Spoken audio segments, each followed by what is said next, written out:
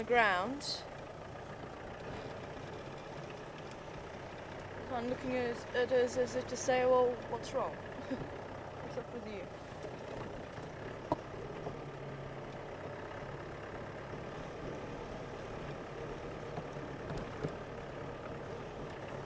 Let's drive along here, just have a quick look.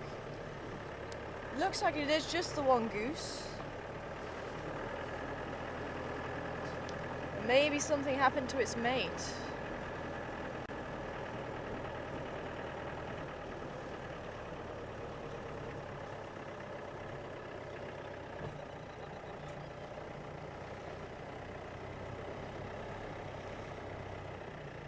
Hippo. So a little bit lazy this morning.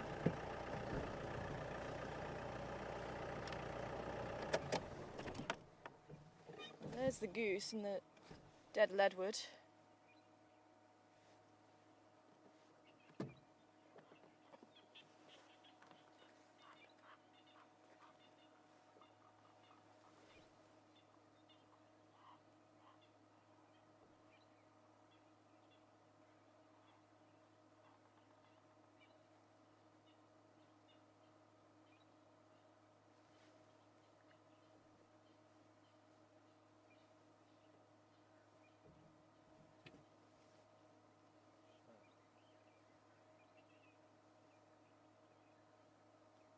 Look at the hippos in the mist.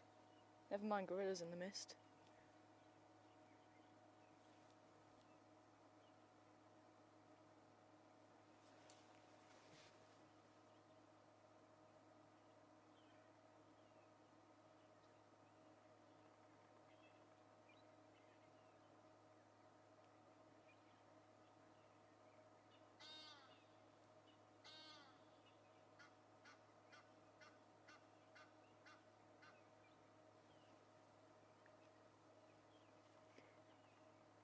Might even get a second sunrise.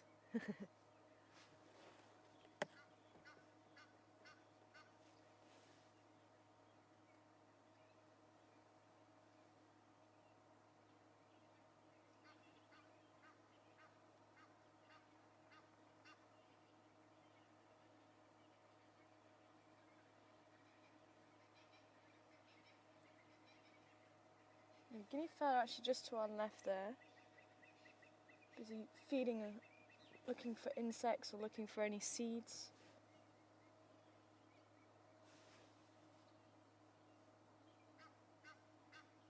And they're usually quite a good indication of something moving around. The helmeted guinea fowl. You see the way they run, they actually lift up their feathers.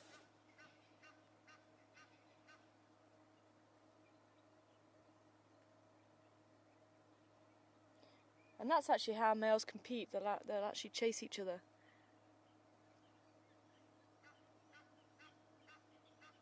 It's all to do with stamina.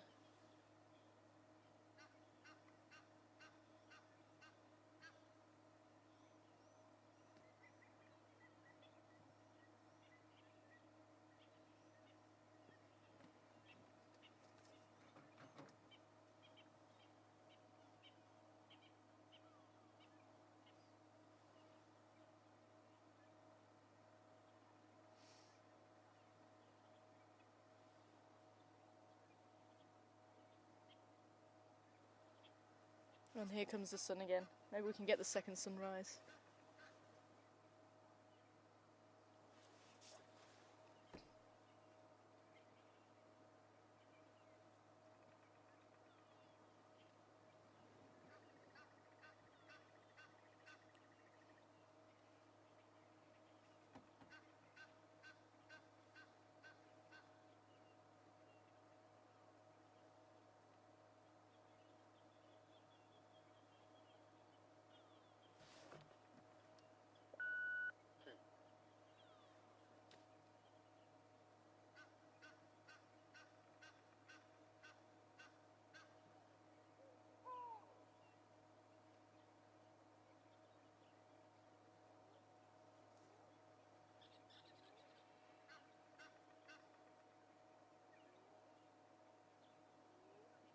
hear the hyenas calling. I think we need to get to quarantine area. The baboons are just called.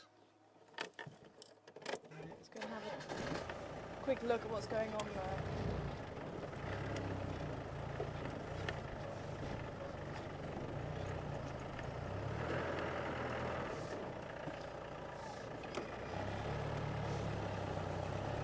I'm going to take a sneaky way through here.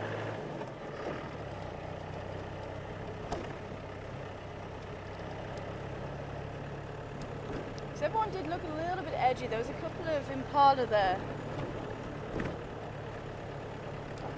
Maybe 6 or 7. And there was a couple that looked a little bit edgy. But everyone else seemed to be fairly relaxed. Standing by? I was just down by Gary Dam, but I'm heading up towards quarantine now. Okay, we heard lots of hyena and lions calling your shots. I don't know if you picked up on that. I didn't hear the Ngala, I heard the BC though. It sounded like south of quarantine. Would you confirm that? Yeah, I would say that's maybe quite a bit further south. So. Copy, I'm gonna go and check it out. And Lex also saying he heard lion. No, I didn't hear lion, I just heard the hyena.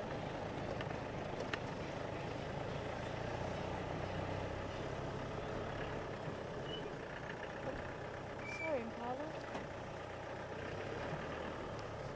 See, they keep looking down here.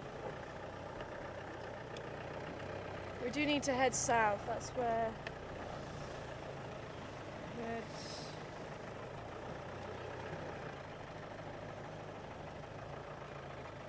the baboon's just in the tree here. I'll just have a quick look at them.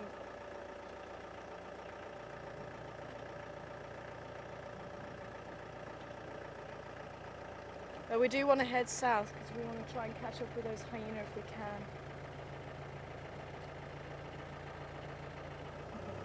Actually, you can see the little baby there. Actually, if I pull forward, I'll just have a quick look just in case anybody hasn't seen the new baby, little Genesis.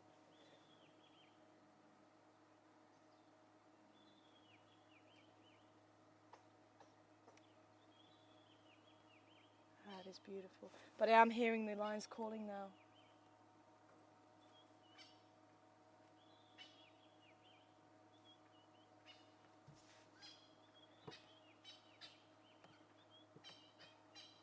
That is precious.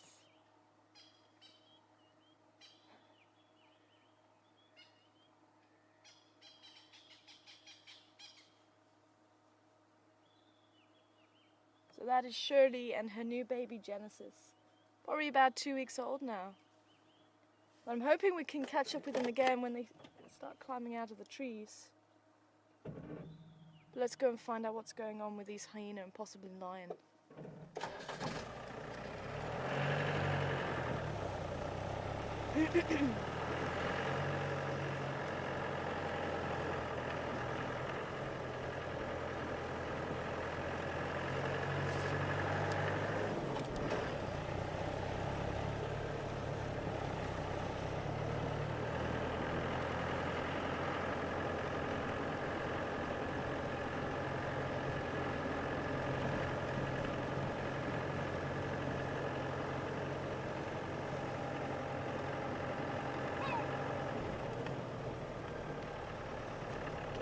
Baboon is calling.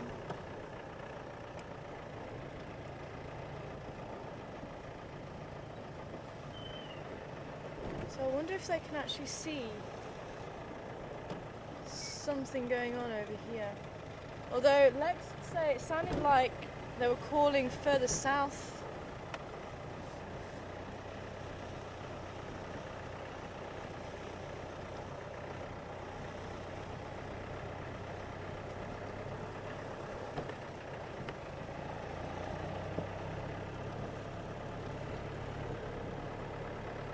Than the quarantine area.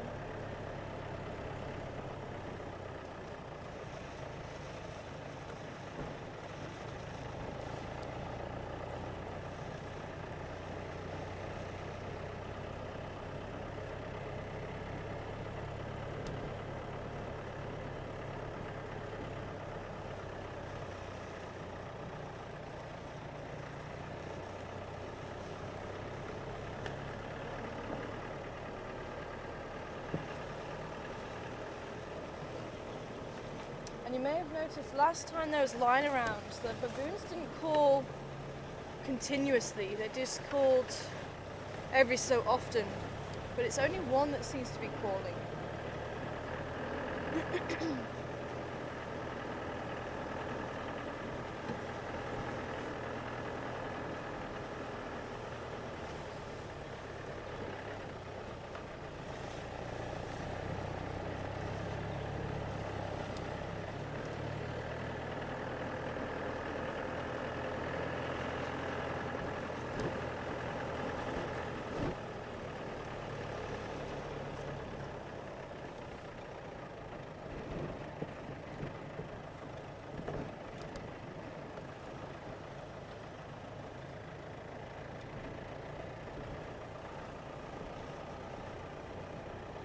Check down the western side here. It may be we need to go further south. I am wondering about that baboon.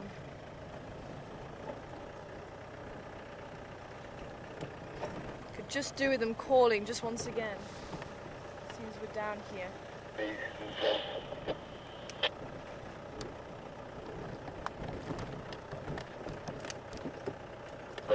Gonna go shortcut. They just south of Devil to Gary cut line mobile south. Overlock. Can you repeat what you've got there? Just come in block. On block. I'm gonna go shortcut. Copy, thanks.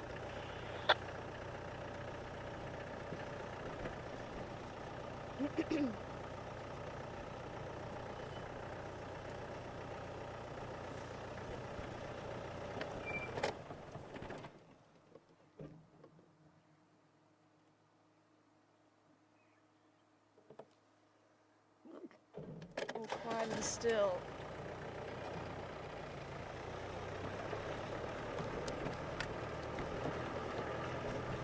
Okay, I think we do need to head a bit further south then.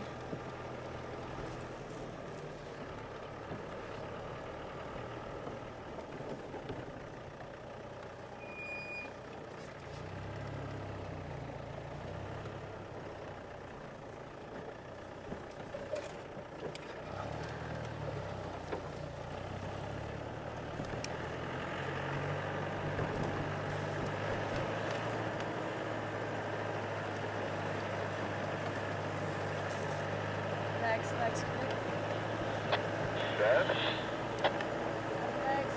You're going to be cutting through quarantine.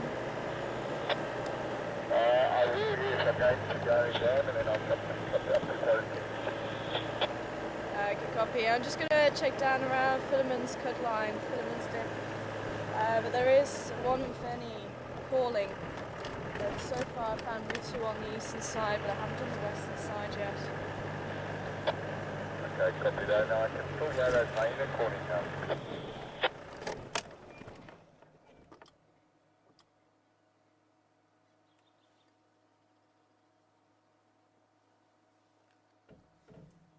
Copy. I've just switched off and I can't hear anything from where I am around Bushbrae side.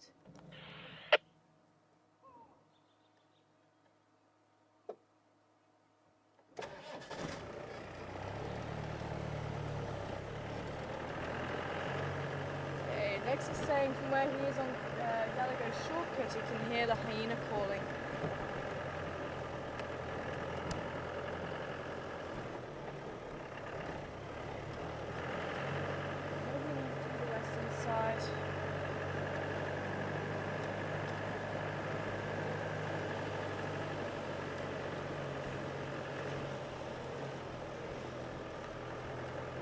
Lots of old baboon tracks going down here.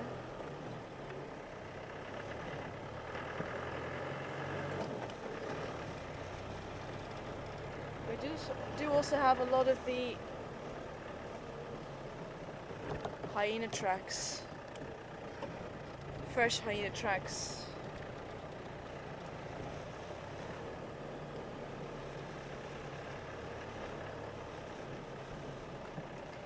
He's on Gallego. Okay, we'll check around Philemon's dip, see if there's any line tracks, otherwise we'll head back up onto the western side of quarantine. It's so difficult not actually hearing the calls itself. As I say, where we were, we couldn't hear the lions calling, but I could hear in the distance, down by Gary Dam, I could hear somewhere over here the call of the hyenas.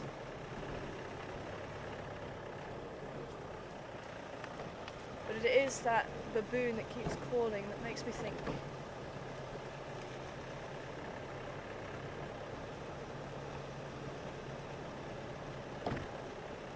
maybe it is still the quarantine area.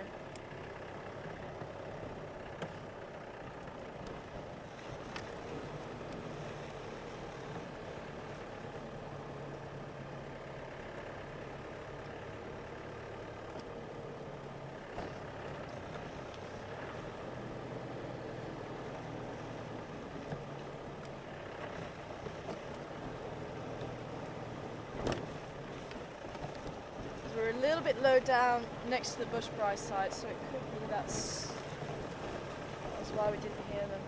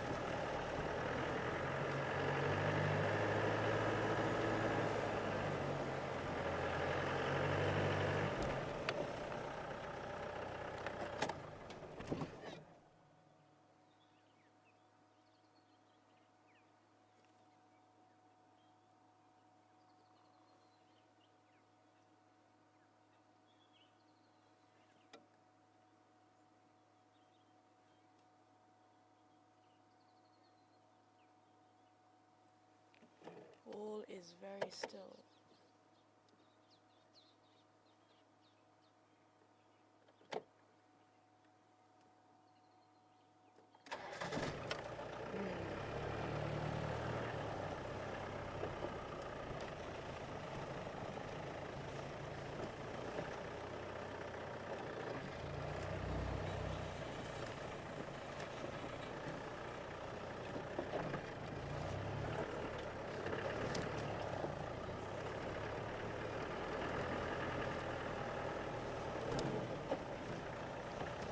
If you hear any hyena, just let me know and we'll switch off and see if we can get a direction.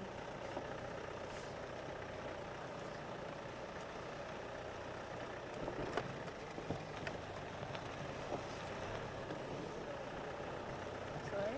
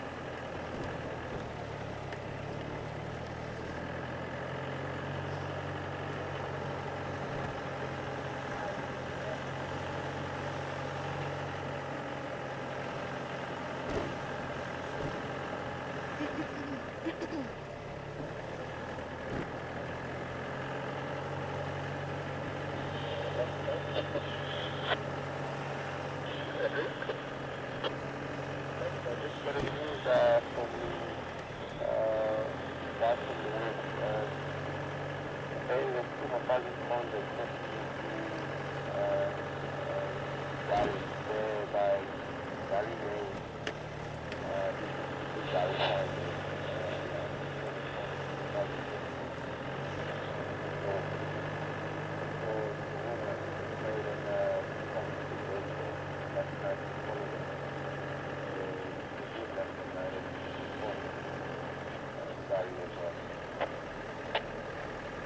Andrew, copy, yeah.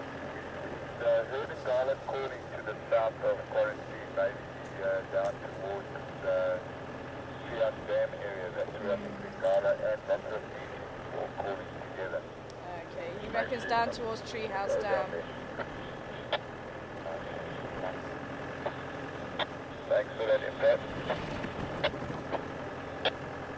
Copy, thanks Andrew. Okay, so we need to head down towards Treehouse Dam, I think. Lex is just saying he thinks it was down there. Maybe that's why we weren't hearing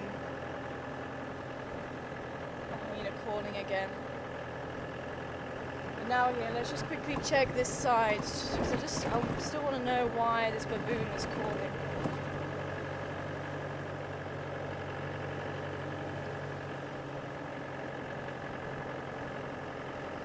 And it's amazing, wherever you are, the sound does change,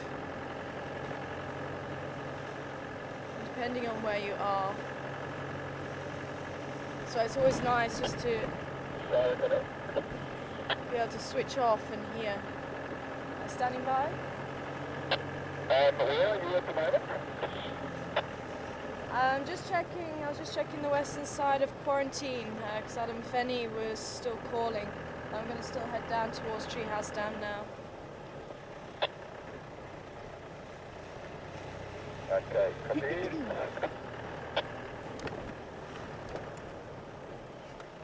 Nothing around here.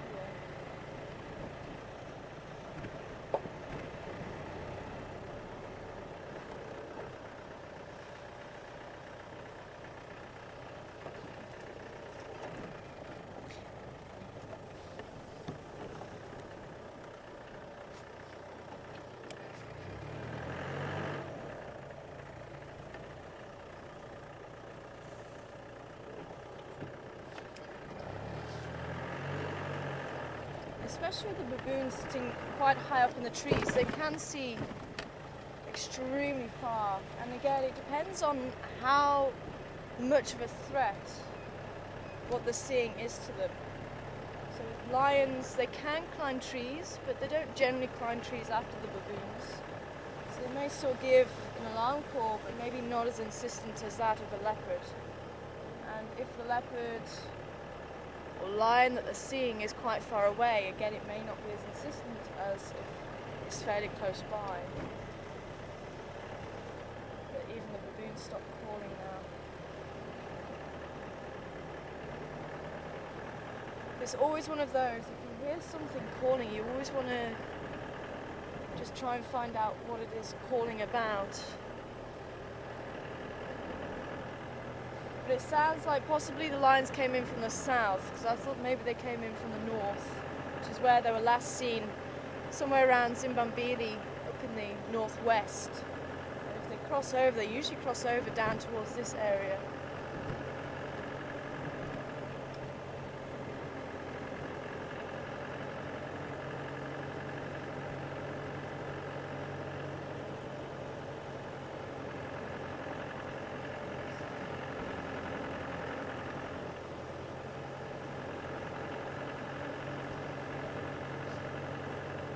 Good morning to you, Sandy.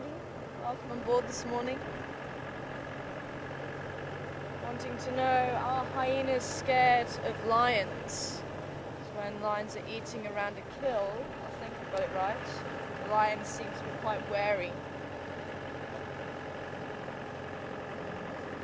Okay, I've got it right there, Sandy. But hyenas, I think, definitely respect the fact that lions can do them a lot of damage. Standing by? Are you going down Silliman's Lip? Affirmative, I'm heading that way now. I'll take the Indalelo down towards Treehouse Dam and check around there. Copy. I'll go down to Dan's Road. Copy that.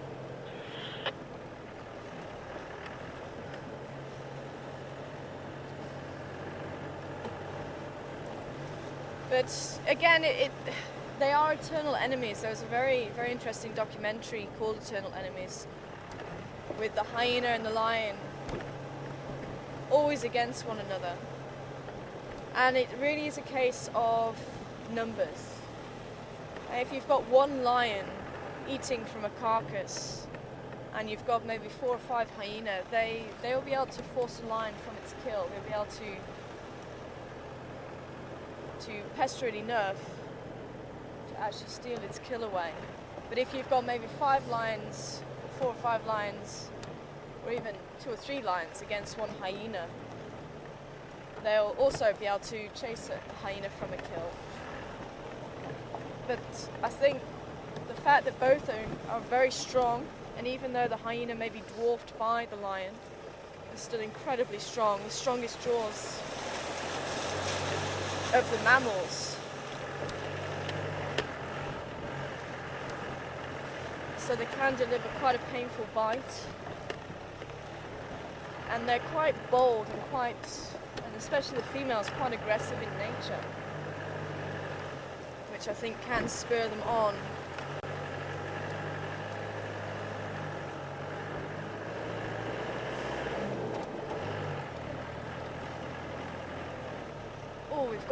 We have a hyena. Come on, let's follow the hyena. Hyena might lead us towards where the others are. 2 hyenas. 2 hyenas looking at something. What are you looking at, hyena? Oh, I can smell something.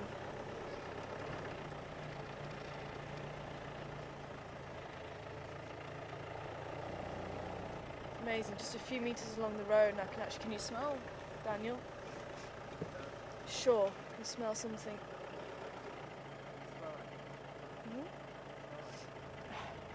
Well, it doesn't smell very nice, that's for sure. Okay, they keep looking over there.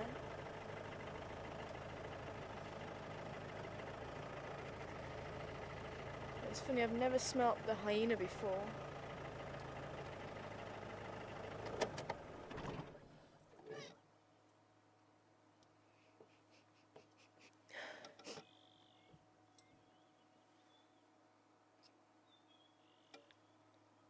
So I wonder if something is here.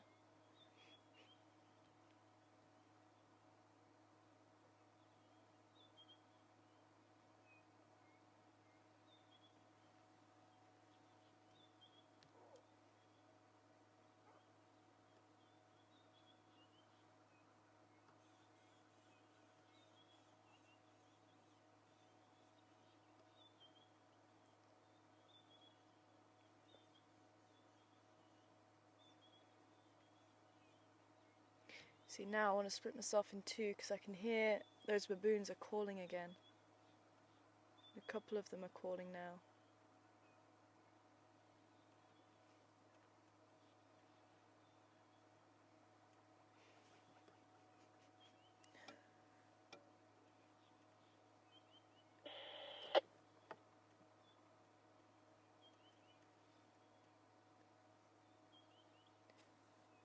I wonder if something was dropped in here. Maybe this is where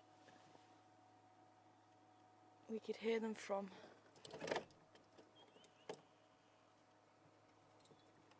I'll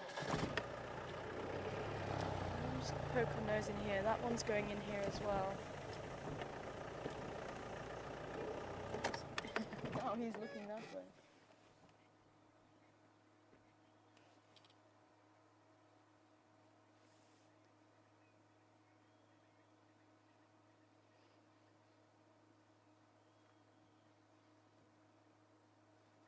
They are the youngsters, so I don't know if they're going to be bold enough to go right up to a carcass when there's still animals around.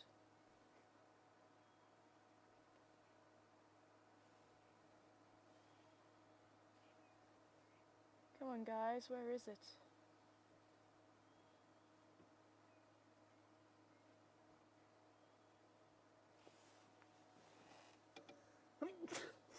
Bless you. Legs come in. Okay. I'm on Philemon's cut line at the moment, and I'm still hearing some Unfeni calling up towards Yuri's house. I did have a quick look around there, but when I was up there they stopped calling, but now there's been a couple calling. If you're around there, I don't know if you want to check it out. Okay, copy. Sorry, I'm actually further south now. I'm down near, on Wheeler's Nest now, near Woodlands Road. Okay, copy. Yeah, I'm actually getting a smell. It does smell a bit like possibly a bumba here on Philemon's cut line. I've got 2 young and BC here, and at the moment I'm not seeing anything. It smells like something happened around here. Okay, copy. I'll just sit down here quickly and then hit back up your way. Oh.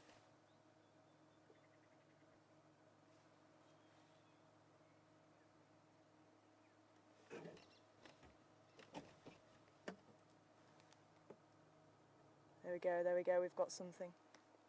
I don't know if you heard the low growl, but he also heard it.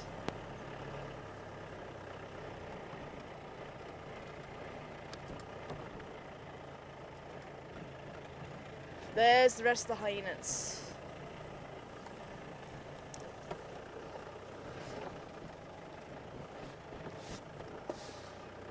Oh, just here, just here.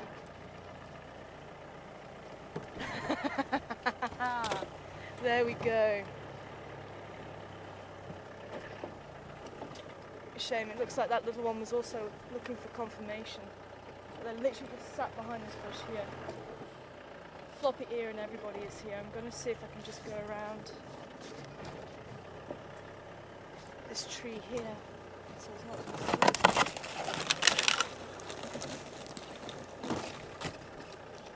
there they are, there's the 2 lionesses.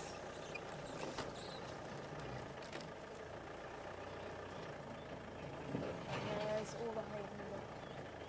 You can see she is not happy with those hyena.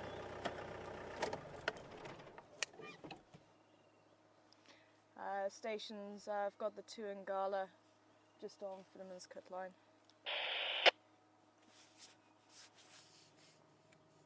Copy, Star coming up there now. Look at this.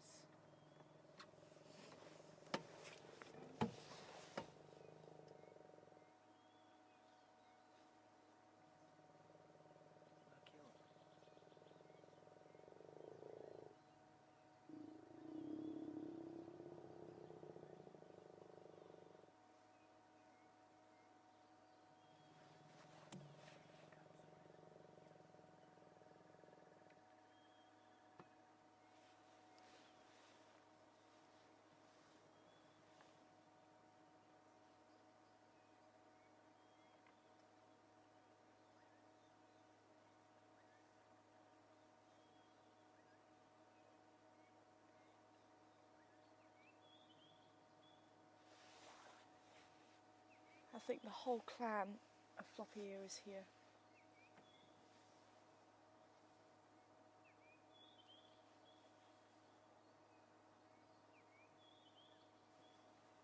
And she is not happy. You can hear that low growling going on.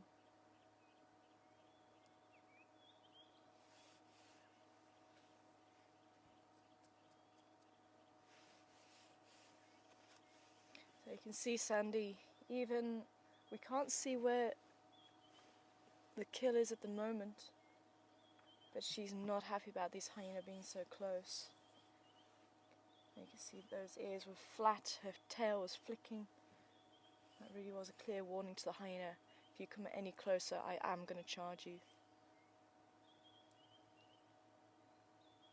And you may be able to see the size difference between the lions and the hyena as they were walking past. There's still one just behind the bush.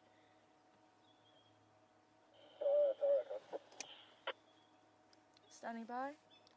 Good morning, sorry, it's confirmed. Did you locate something there? Affirmative, I've got the 2 Ngala and the MBC just on Philemon's cut line. Okay, can we confirm the lock? Philemon's cut line, 2 Ngala. Okay, copy, thanks. Andrew, come in. Go ahead, Tyler. Did you copy? We've got the Ngala on Philemon's cut line. Okay, well done. Just 2 more fuzzies. Affirmative. 2 Mafazis. The Mbisi were also around here. Oh, that makes sense. I'll make a report later. Thank you very much. Copy that.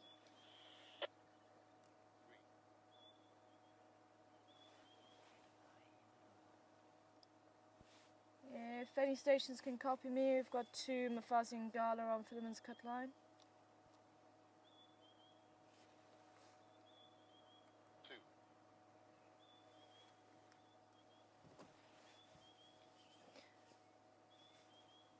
And Hyena, we've got quite a lot of youngsters with the group, but if Hyena do have a lot of adults, they have even been known to kill a single lion. And if lions find a single hyena, they've also been known to kill that. So there is this... Oh, there they are, they're behind us again.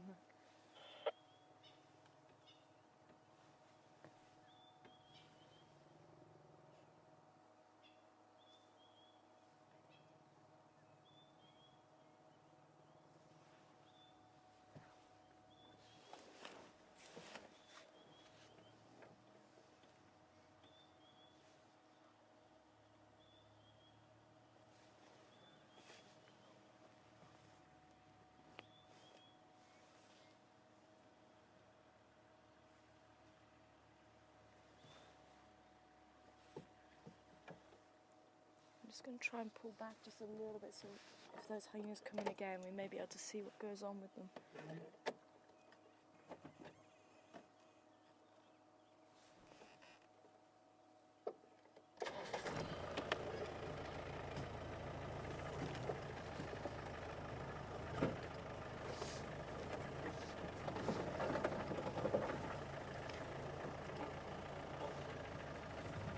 Looks like Floppy Ear is actually deciding to move off altogether.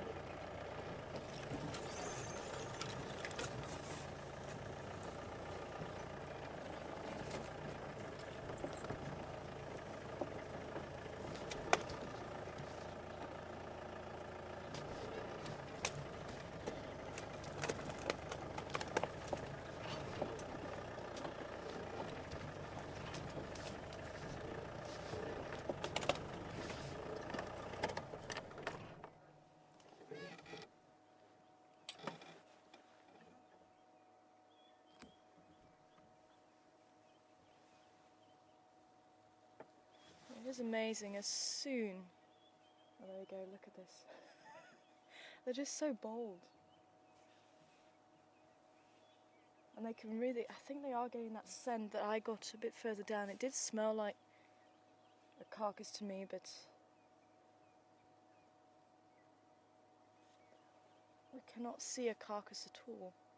But it must be fairly close to where they are. Maybe they're actually sitting right next to it in the bush. But those hyena are also smelling it and they are keen to try and get their part of it.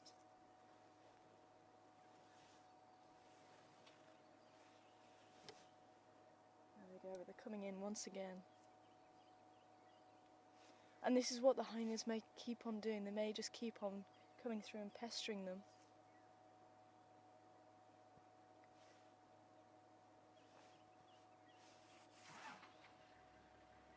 But these look like 2 from the Unkahuma female pride. And it looks like it's the old female who has the 1 cub and one of the younger females.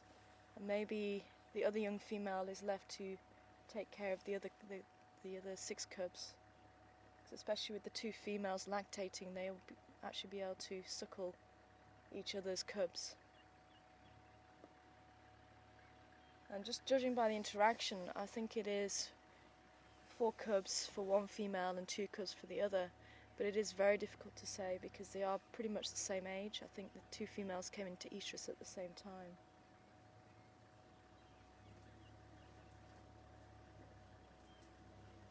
But you can see she's not bothered by us. All her aggression is focused on the hyenas. And once the hyenas give them space, you can see she's relaxing down. Can you see they're okay? Can you see they're okay? Oh, okay. We'll move around now. Cool. Good morning. Can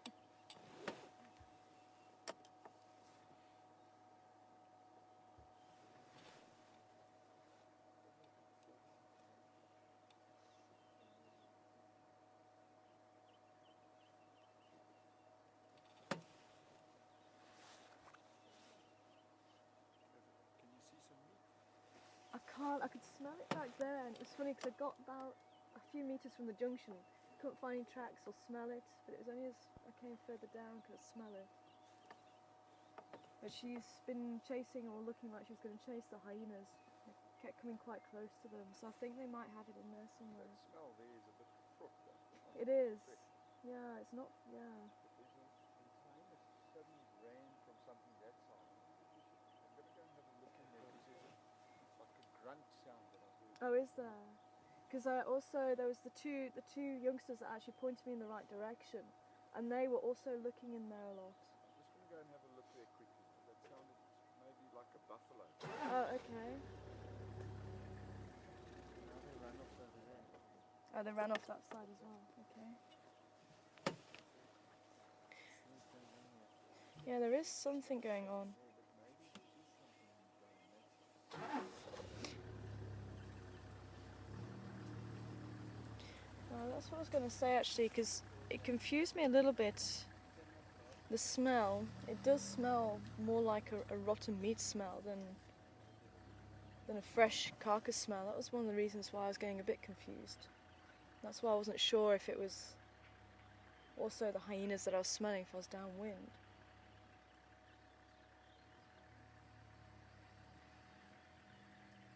But Lex is also saying that he thought he heard something just over the other side, and like I was saying, those two youngsters were looking on the other side of the road into the bush, but it was only when we heard the female lion growl, that was when the youngsters came in to have a look. So maybe something is that side as well, but Lex said he's going to go and have a look for us.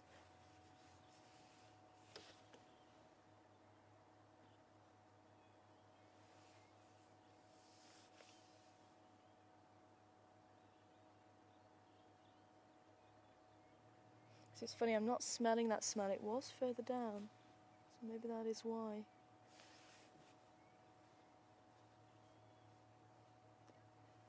Unless they do have something in the bush.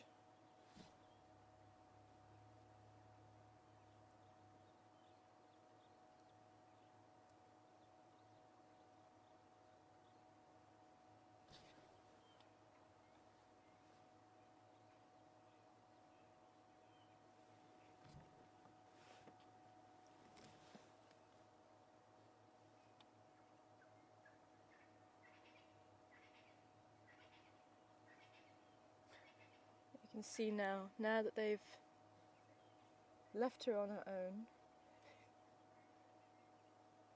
she's now peaceful again. And I must admit, we can be quite grateful to the hyenas for annoying her, because it was that low growl that I heard that pinpointed us to that spot.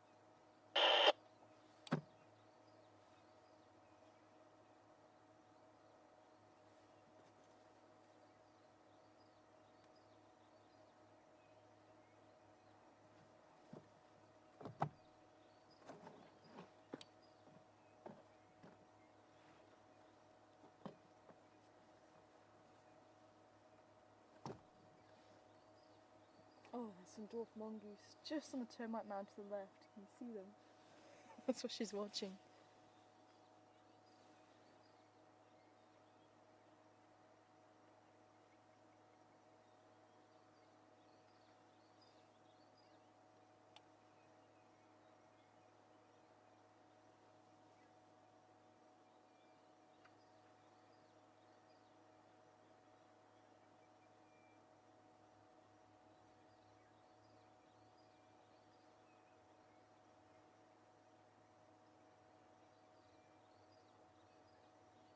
And again, I think probably not an alarm call from them. They will be able to see the lions from there, I'm sure.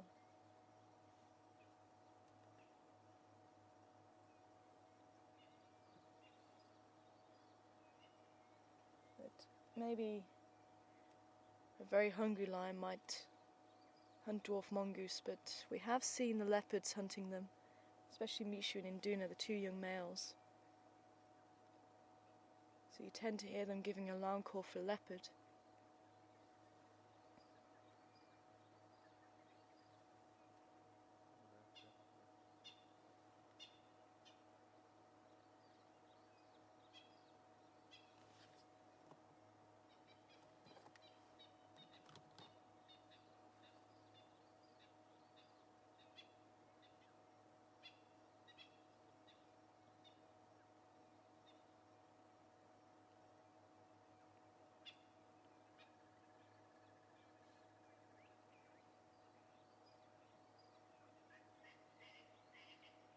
Now, as the sun rises and the shadow is going to decrease, we may just get the ladies moving to a better piece of shade.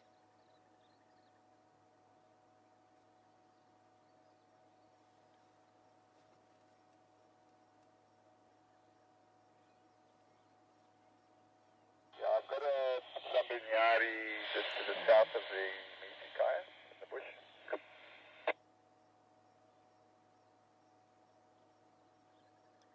Copy that, thanks Lex.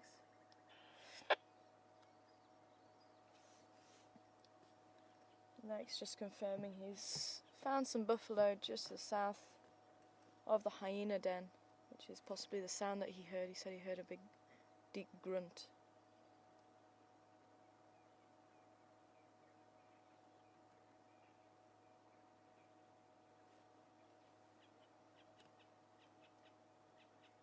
So I'll have to see if they're going to come this way.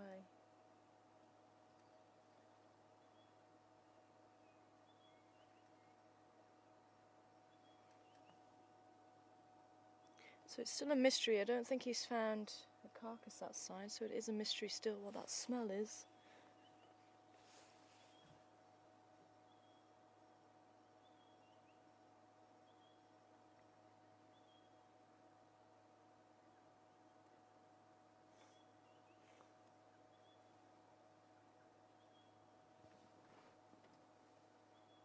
But it sounded like these two came in from the south. I think they followed tracks of them last night, apparently.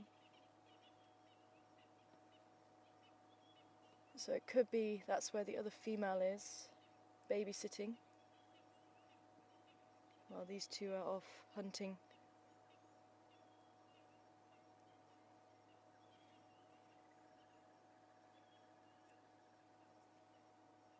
So I wonder if we put two and two together, and the hyenas also, and thought that they didn't actually, or they were successful and maybe they weren't.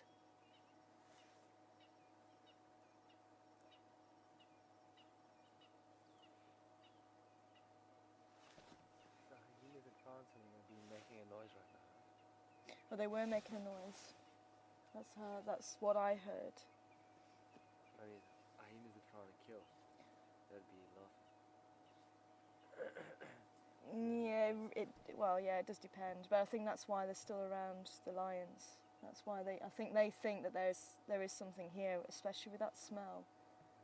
So maybe that's what it was. They're all calling, and they think that there's something here because they only tend to call when they have the carcass and when they're eating, and that's possibly why we didn't hear any cackling. So, but the fact that they're taking a lot of interest, or they were taking a lot of interest in these two lions, maybe that's what I mean, that they may have put two and two together, saw the lions, and maybe that smell, and maybe they weren't successful.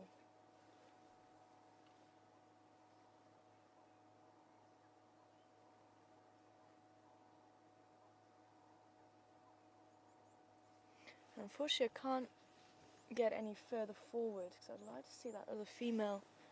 I wonder if we can actually change our position slightly so we can actually see that female.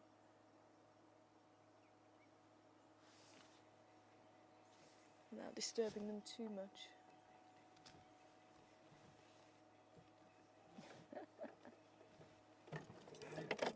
These dwarf mongoose are playing around on the mound there. And they're also very close to their escape tunnels, so if these lions would try anything, then at least they can dart into the hole fairly quickly.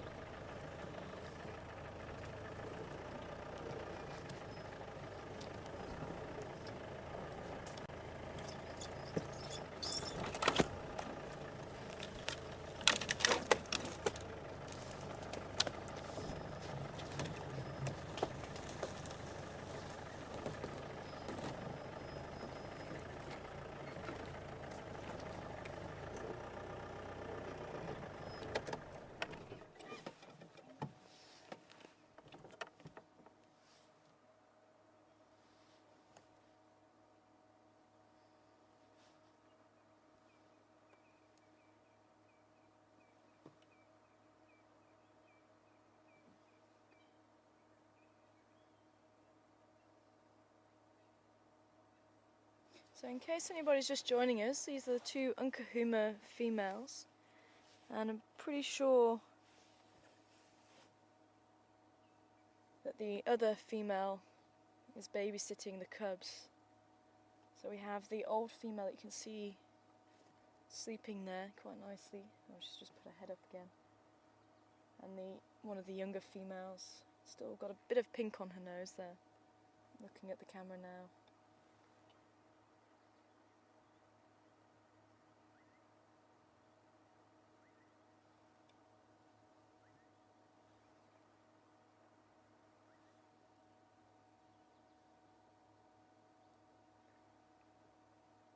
And we don't know how the cubs are doing.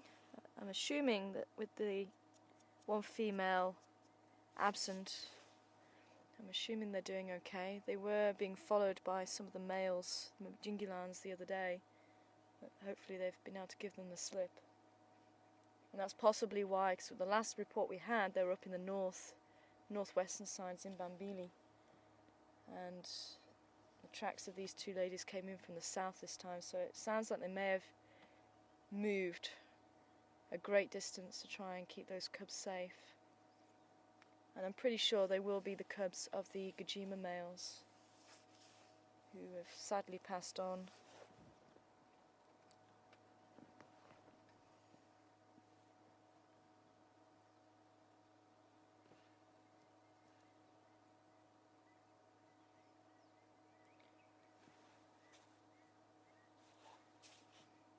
I think everyone's a little bit on tenterhooks as far as that's concerned, because it now means that there is territory open, and apparently there are a few coalitions who are getting to that age that they will be able to start moving around and trying to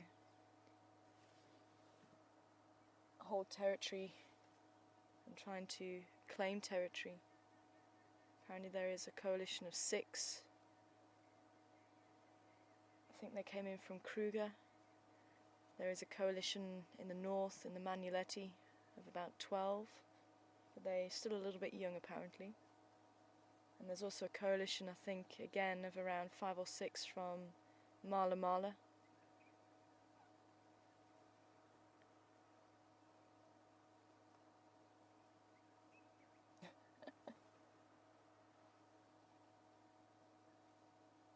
It's amazing, those mongoose are probably about 1.5 meters away from where these lions are sleeping.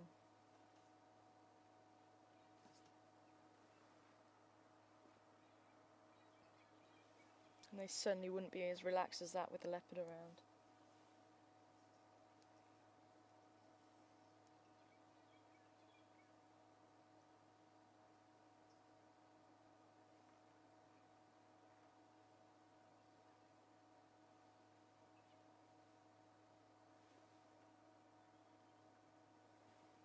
And I can see her body's just coming into the sun now, so hopefully in the next few minutes we might see them getting up and moving around.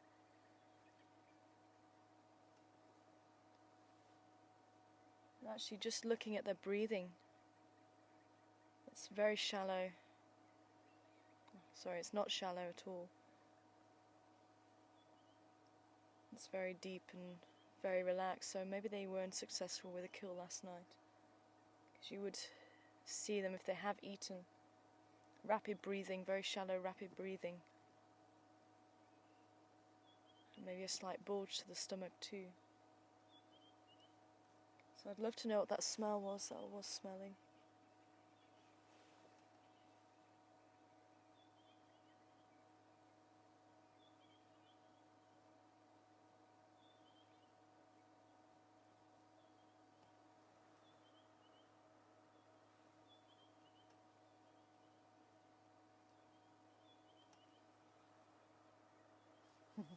We're able to just zoom in on that dwarf mongoose on top of the termite mound.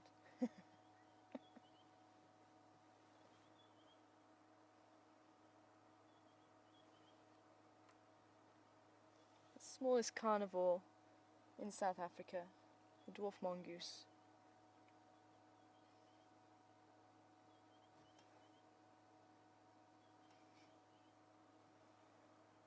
I'm not even concerned that one of the largest carnivores in South Africa, in fact I think it probably is the largest carnivore in South Africa,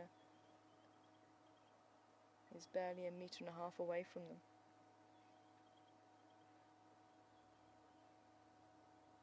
But I think if the cubs were here, I think it would be a different story. I think the cubs would find them quite an interesting plaything. And just imagine them jumping on the termite mound every time one poked its head out the hole.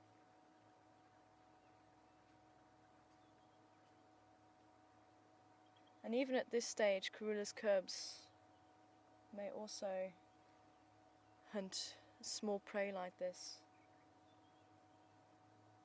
Someone was asking the other day how old will they be before they are able to hunt. And that's the thing with carnivores, as soon as they are able to really walk and coordinate themselves, they immediately start practicing hunting, whether it's pouncing and playing, but even small things, insects they may jump after, they may chase after small birds, small rodents, things like that. And as they get larger, they then progress onto the larger animals. So once the cubs get to about 8 months, a year old, they might start tagging along with hunts, but they have to be maybe a little bit larger before they're actually able to join in a hunt.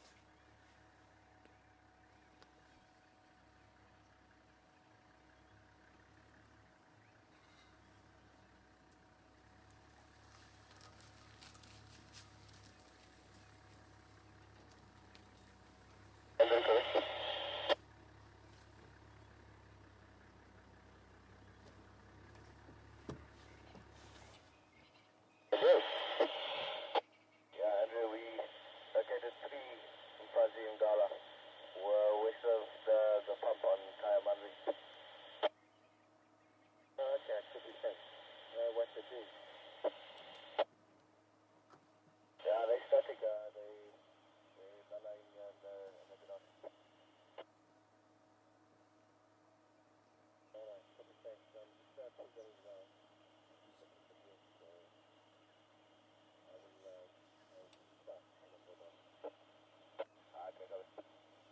the females are just lying flat. Can you have a look at the gecko that's on the tree there? Just on this tree stump, your shadow's just on him now. I just noticed there's a little gecko on the stump.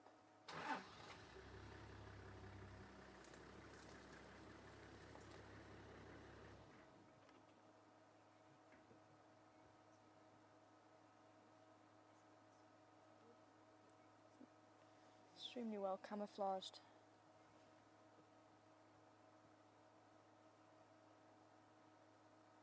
Yeah, just there.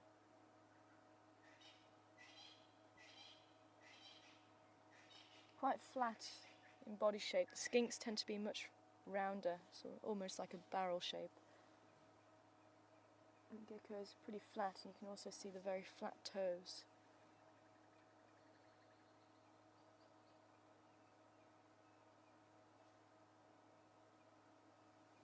This could be a house gecko. I'll have to double check what species it is. It doesn't look like a house gecko to me. Ooh. There's something else next to it too.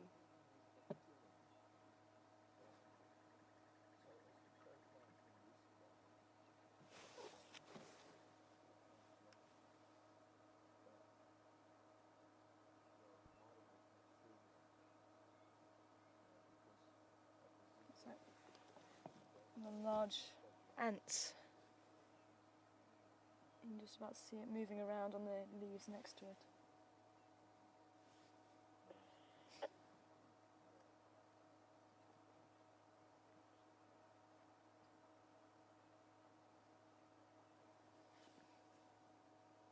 At the moment it looks like the gecko is basking in the sunlight, trying to warm up.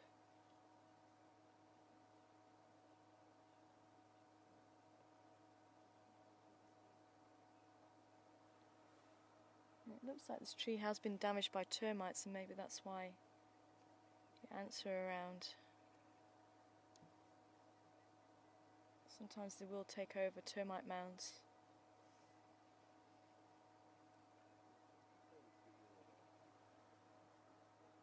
The inner bark has been eaten by the termites.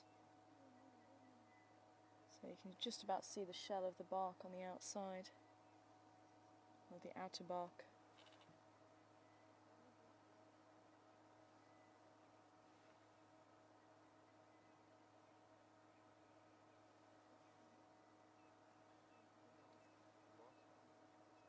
This little gecko is probably about 3 centimeters at most in length.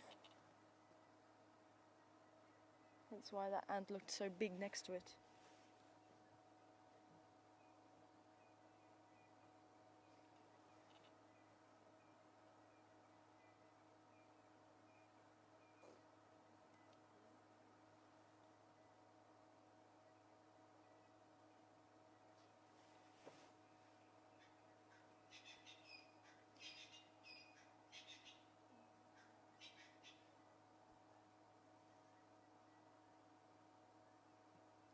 It looks like those dwarf mongoose are starting to have a little bit of a grooming session, starting to get relaxed. The fact that the lions are flat as pancakes.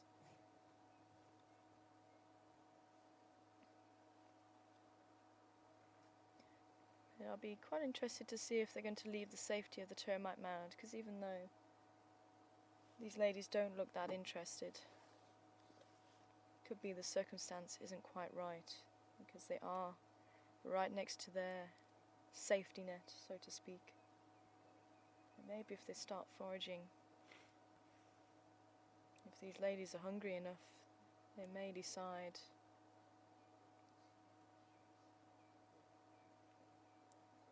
they could do with a little snack.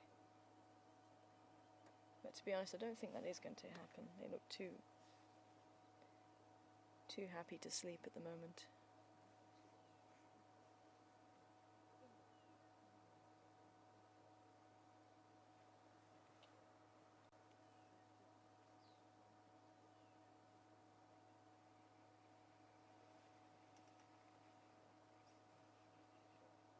never pay to let your guard down in the bush. As soon as you do that, that is when you find yourself in a few problems.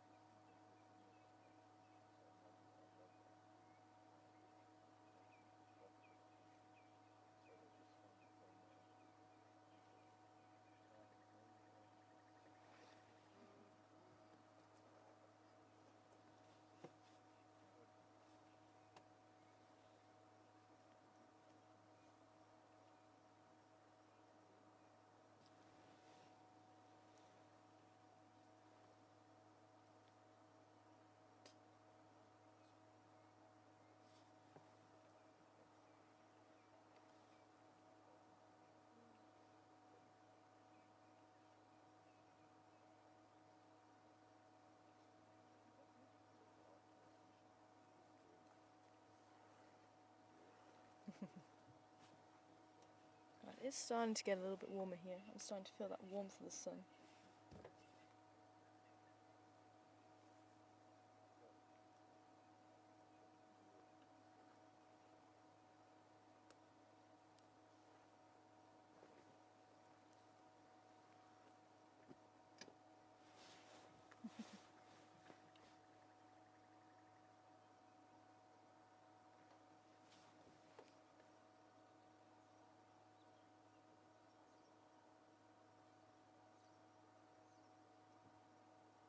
I think we'll give them another 5 minutes or so before we leave them to it. It shouldn't be too long before they do decide to move.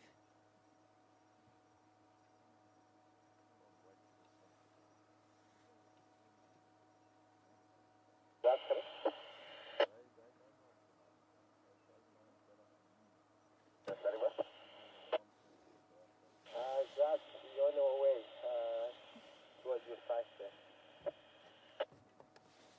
Okay, copy. Yeah, if you go Dollar Right Road and then west of the pub you get that little tree track running towards Yala Dam. They're on that little tree track that's been cut on the southern side of the road. They're in the Styx visual. Visual is about 2 out of 5. So the visuals look great, eh? Yeah, negative visuals not too great. I've gone into the shade here on the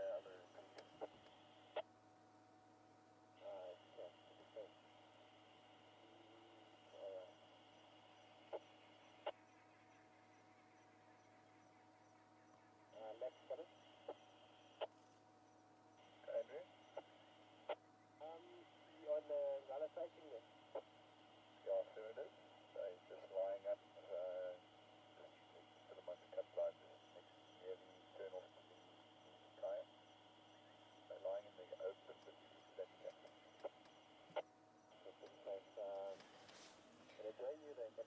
And if anybody would like to ask any questions this morning, send them through to questions@wadasafari.tv.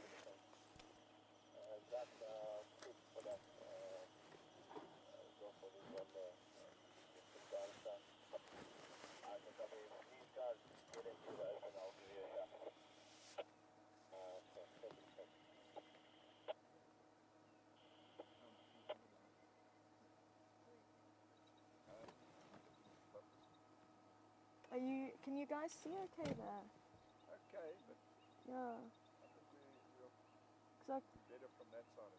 yeah, because I can try and pull forward a little bit. I just suddenly realised that there's a lot of bushes there for you. So I'll try and see if I can pull forward. See if we can. Well, I can try and go around. I can go around from there. Okay, that might be better because I've just got a tree in front of me at the moment. From that side. Okay, cool. Did you manage to catch up with the buffalo? Was Yes. it quite a big herd? Yes, there's a big herd lying in there. Oh, they're all lying there. Yeah. Okay. Cool. Where did you go in? Just off of. Just, you'll see my tracks just almost directly across from here and wind through there. Okay. Fairly easy. Okay, cool. And what do you think that smell was? It's I don't know, weird. you know, it might be something that the hyenas brought back. Yeah. That would be my guess. So it must have been, it confused me a little bit because it did smell sort of a lot older than Yeah. the jar. But you know, the impression I got, the lions and hyena noise I heard was further south. That was, Oh, really? but I don't know. It's Yeah. So it's, that's what I was just saying as well, because where we were at Gowrie Dam, it sounded like it was closer to us. So yeah, that's why I was getting a bit confused. because we were on Mvuvu Road when we heard it. Oh, okay. So maybe it was this. Okay. You didn't see them clashing. Yeah. No, she growled. That was actually how we found them, because there was two youngsters and then she started growling. And the youngsters came in here and then the rest of the clan were actually here. So they were getting pretty close to her and she was growling and yeah, she wasn't happy, but no charging. And Yeah. they just turned and left. Yeah. Yeah, then they gave up. But did you find any tracks on Mvubu Road? Because I heard the Mfeni were calling Nothing. while I was sitting here again. No, nothing. I checked Mvuvu Road and then I went into the drainage line below the rooms. Yeah. Because I heard there was an Egyptian goose calling, but there was no one else. It was quite odd. Oh wow. Okay, I'm gonna go around. Cool. So just chatting with Lex to find out where the buffalo are. I think I might go and have a look at them. But I would like to head back towards the quarantine area and just see if there's any more sign, although I'm not hearing the baboons calling anymore. But Lex also said he couldn't find anything. He also looked around Gowrie Dam first thing this morning.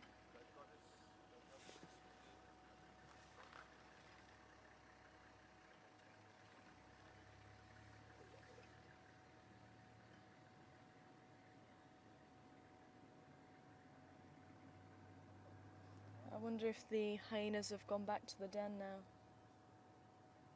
And it could be that they've got their eye on the herd and maybe see if they can catch a baby buffalo. So it sounds like it is a breeding herd. And that's possibly why they were darting between there and the lions here.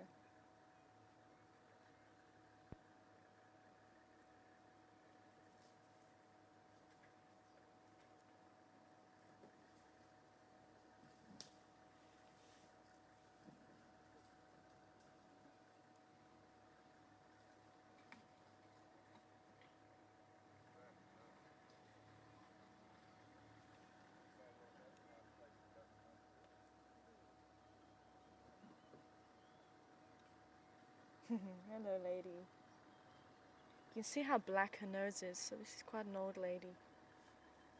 And they can get to about 12 on average in the wild. Males maybe only about 10. But again, that is only an average. Sometimes you get individuals lasting much longer.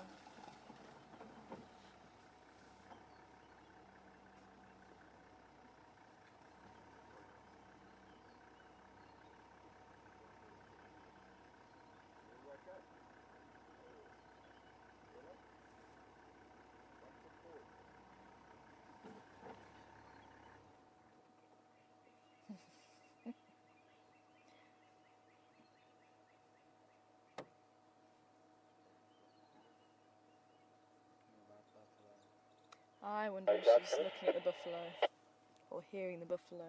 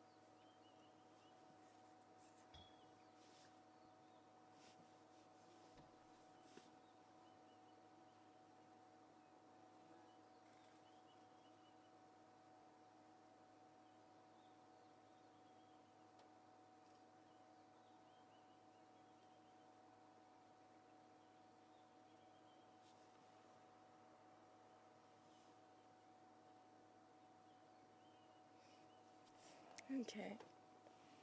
Even though it is starting to warm up a little bit, looks like they're still enjoying the warmth. So I think what we'll do is we'll go and see if we can have a look at the buffalo and maybe come back in a little bit. And this is where I always get torn because it could be just another 5 minutes and then they could stand up and move.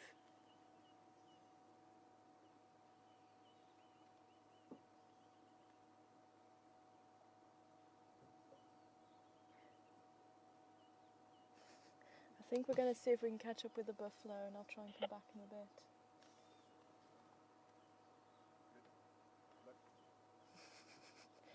But I can tell as soon as I leave they're going to get up and move.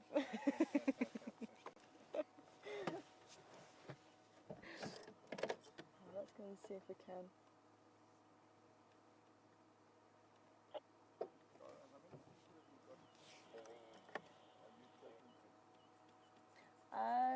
It's difficult to say how many because we're on about 5 different platforms now. So it could be a couple of thousand, maybe a few thousand. It's very difficult to tell now because we can't get all the numbers from everywhere. So yeah. The question everyone asks me, How do we make money? It's from the well, actually having the stream on the platforms now, but also from the adverts that get put up over the screen. So yeah. You've got a big fan here. Oh really? Oh. Ilka logs on all the time. Oh, fantastic. Yeah, she found out you had a puncture last. Yes, we did. I managed to get about this big piece of wood right in the side wall. So. Yeah. It's actually from the inverter. It's probably the most noisiest piece of equipment that we have, and that's what you're hearing. So yeah, and that's what's actually sending the signal from what we're seeing now through the antenna back to the mast on the open area there, and then from there it's going through a fibre optic right through to our final control. To our final control, it's our main office basically, and then from there it gets broadcast. Where's your main office? Just at the back of Voitel Lodge, so it's not too far. But yeah, we have a range of about 1,000 hectares now, so we've got good signal because we're right in the middle of it. I could think of one or two worse things. Definitely.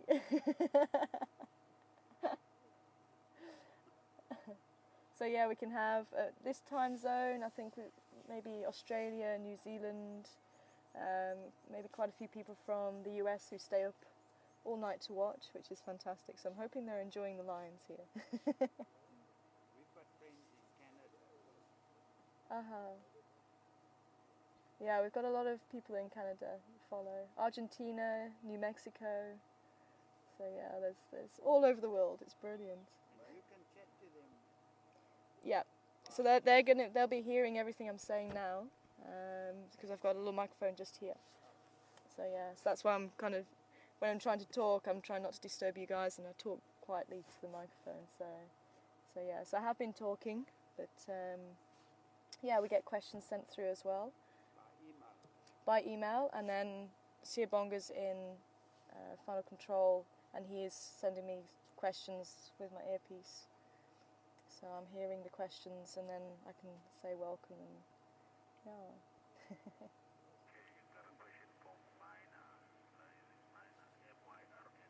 Okay. And sorry, did you guys got any idea how many people who log on end up coming on safari? Quite a lot, yeah.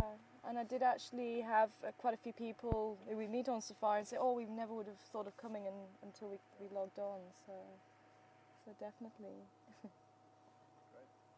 So, alrighty. Are there other places in the world that are doing the same thing? No, we're the only place that does this live, as far as we know. There's people that will do a game drive and then cut it down and then sell it, but we're the only ones that do it live. So yeah. I can't think of anything. Yeah. No, it has its moments. Sometimes you think, why? But no, it's awesome. Cool. Well, we're going to try and catch up with the buffalo, so we might see you a bit later.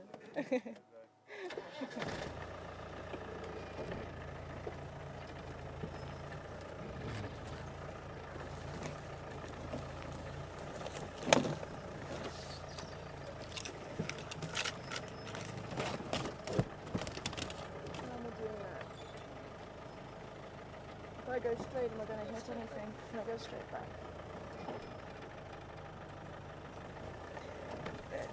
A quick hello to Mina. I hope I'm saying your name right. Wanting to know, has anyone seen the cubs recently? And I think the last time we saw the cubs, or last time anyone saw the cubs, was over towards Zimbabwe, and that was the last report we had a few days ago. But as I say, with the lack of the female, and I think with there being such a threat with the little ones being so small, they're about 2 months old now, and they're still drinking milk at this stage. They'll only be eating meat maybe properly after about another month or so. So that's, I think, is why there's only the 2 females here, the old female and the young female with the pink nose. Aha. I think these are the tracks he was saying, so the buffalo I think are in here. Let's go and have a quick look.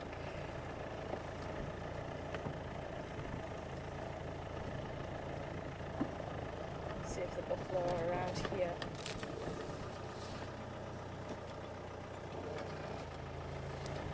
And good morning to you, Carol. I can say good morning to you now, Mike. Wanting to know the life expectancy of the lions. Females it's around 12, males is around 10.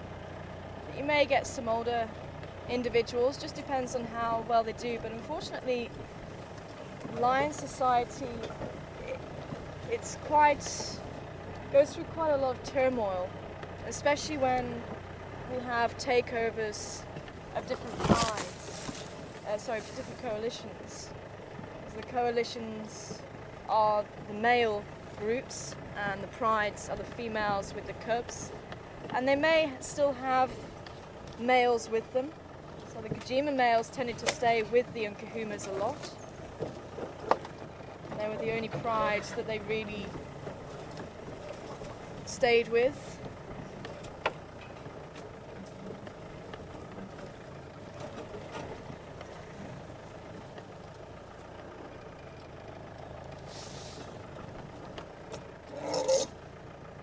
Say these were his tracks, so we'll just keep trying to follow the tracks until we find the buffalo.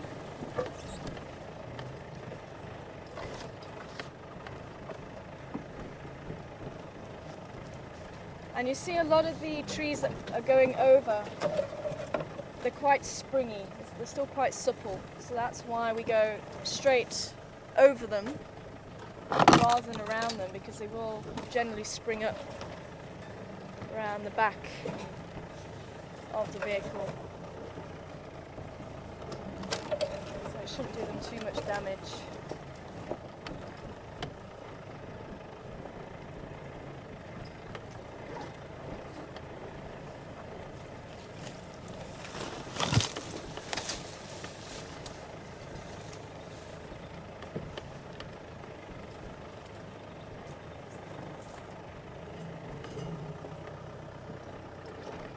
I see an elephant.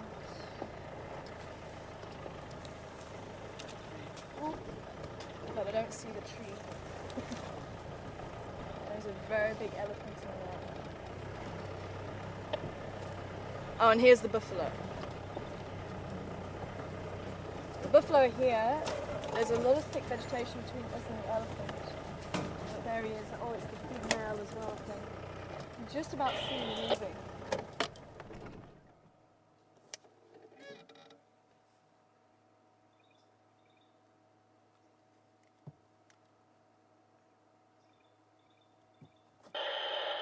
he's going to come over towards where the buffalo are, but the buffalo are literally just in front of us. And hi Lindsay, I don't know if you were around on Drive the other day, but I'm pretty sure you're asking about the leopard on the screen to begin with, the player, when you press play. There's a leopard on the front, and I'm pretty sure it is white cloth. I haven't had a chance to find out who took the picture yet. The elephant's actually moving towards the buffalo, so I wonder if he's going to move the buffalo on. Let's see if we can get to the buffalo, so we might be able to see their reaction.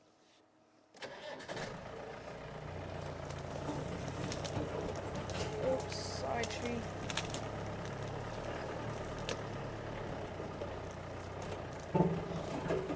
Yeah, it's opening out a little bit more here, so we might be able to see that elephant coming through here. There he is, he's going around the back of the termite mound.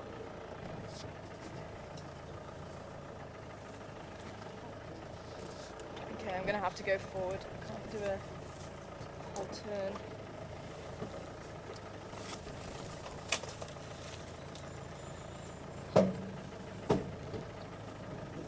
Wow, this is quite a big herd. And he's going around the back there. Can you see his ears? You may have just been able to see him.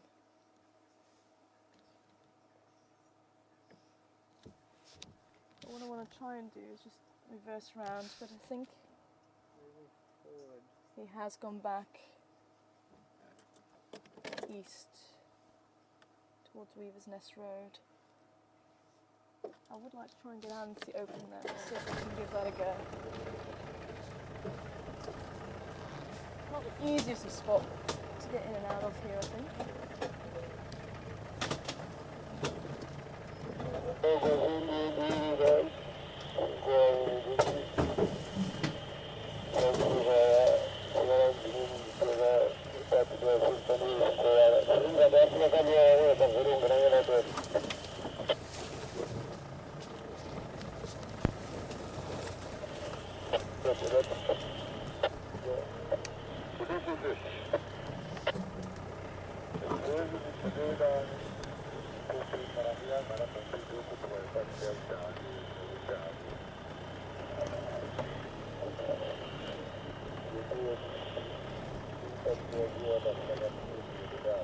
There we go, that's a bit better. Wow, this is a huge herd.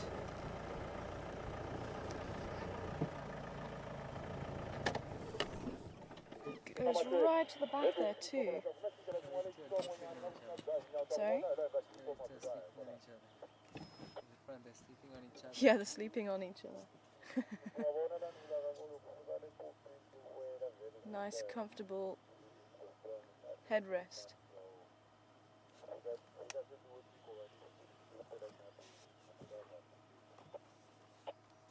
And it looks like the calves are further in the centre of the herd. It's going to be more protection for them. Any predators are going to have to get through the adults.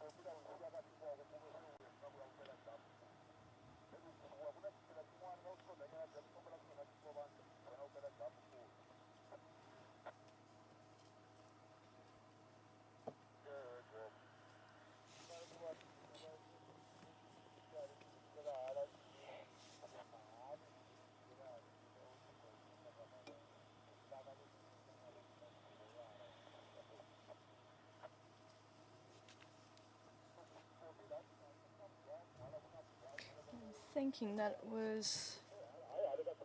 Wow, these people are talking.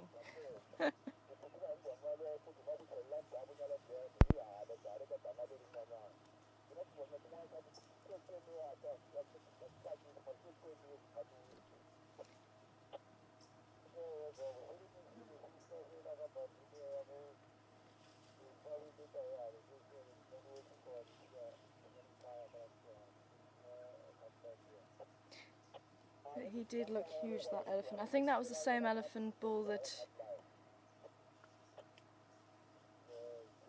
Mark saw the other day. It looked like he had fairly big tusks. But he seemed to be quite shy. I don't know if he saw the buffalo and then decided against coming through here. Again, there's a lot of buffalo to one elephant. So even though he's pretty huge, you may find a defensive wall against him. Especially one that's lying down like this. Oxpecker. Red-billed oxpecker. And what's quite interesting is they're finding that the red-billed oxpecker does rely a lot more on mucus from the nose, earwax, and all those bodily fluids, a lot more than what was first thought. And the ticks that they're eating is actually the blood that they're going for.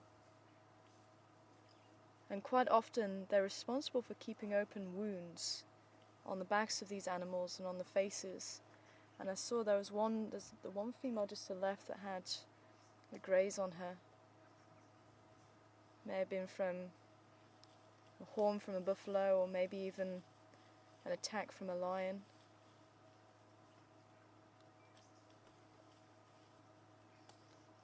It could possibly be kept open by the oxpeckers.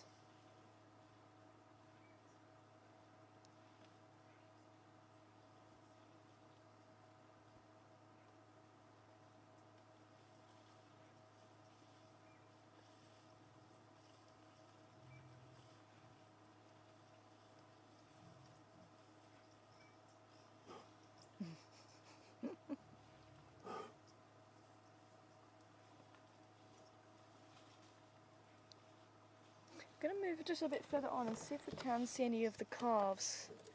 There's some little brown calves around. I'll just see if I can, now that there's a few that have got up here, hopefully we won't disturb them too much.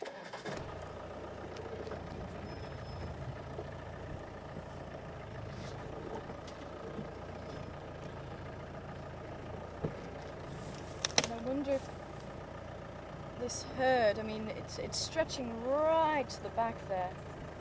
Almost looks like there could be around 400, 300 or 400.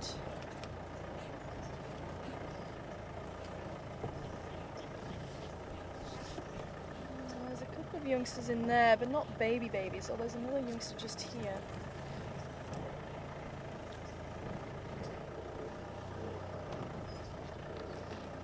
You can see all at the back there too.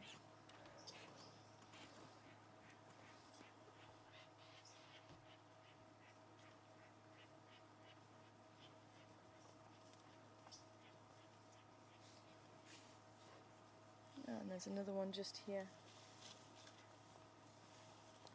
So, but again, not looking particularly young, maybe about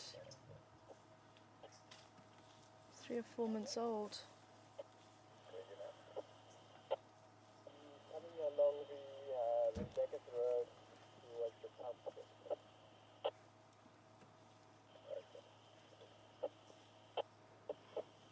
There's one just to the left, where you're looking at that one there. That one looks a little bit younger. Maybe about 2 months old. You just about see the horns growing through. They start to grow about a month old. And it's still a little bit lighter brown than the adults. That station's with the Makula Shlambi of Inyari, just south of Philemon's Cut Line. There was one in Glove who fambered east towards Weaver's Nest Road.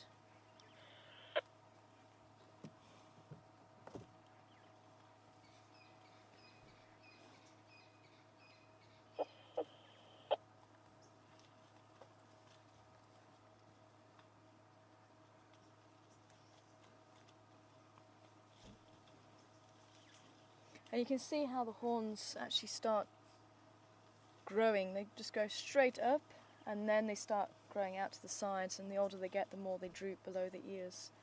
But the females still tend to be quite high up on the head. The males tend to droop quite low.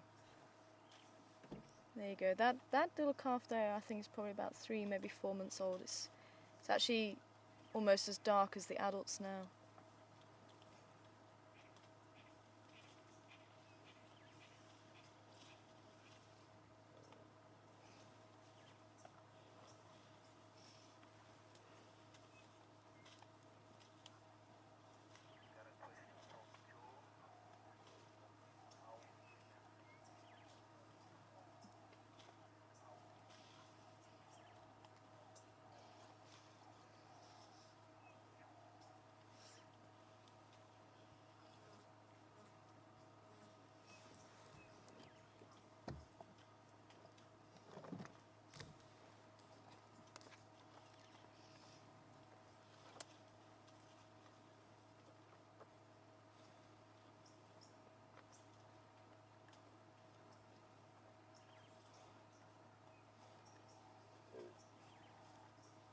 Oh, now there's a bit of a baby there.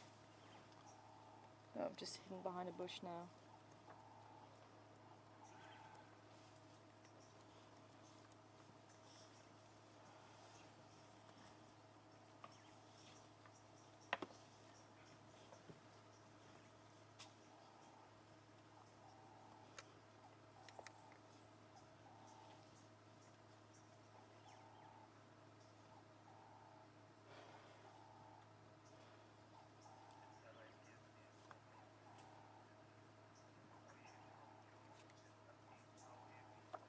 Hi Joe, and I'm just having a think about your question, because unfortunately I'm really not good with when it comes to weights and things like that. But you're wanting to know what the heaviest, or how heavy the horns weighs. And I keep trying to look that one up, and as yet I've not been able to find it, how heavy the actual horns and boss weigh by itself. Because a couple of people have asked me in the past. Oh, the lines are still flat.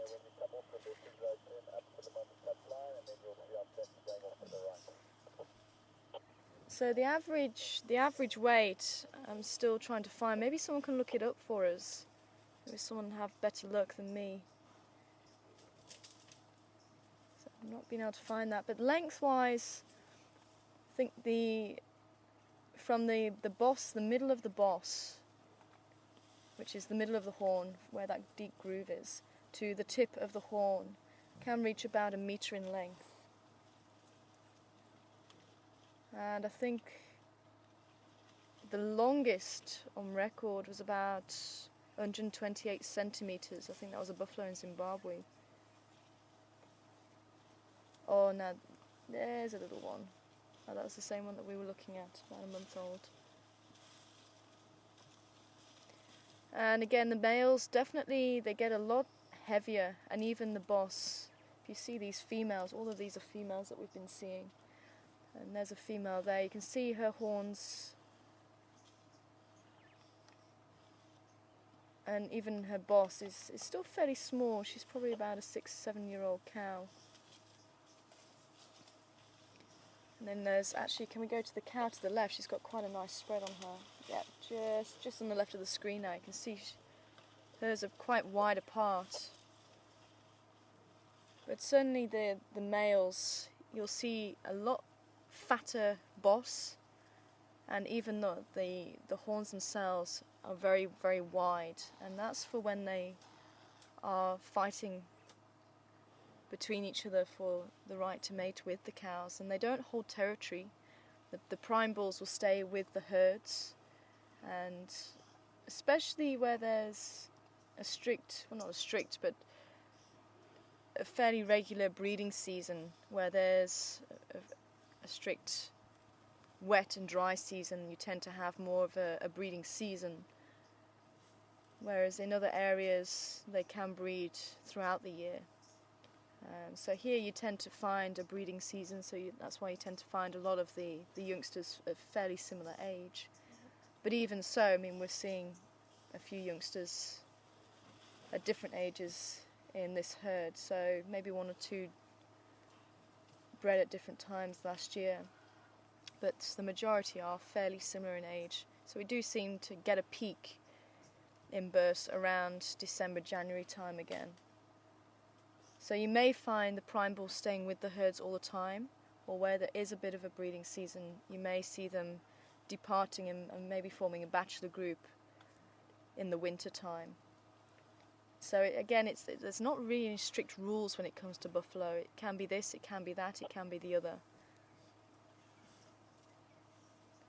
But certainly the male buffalo, we do see much heavier horns than found in the cows for the fighting.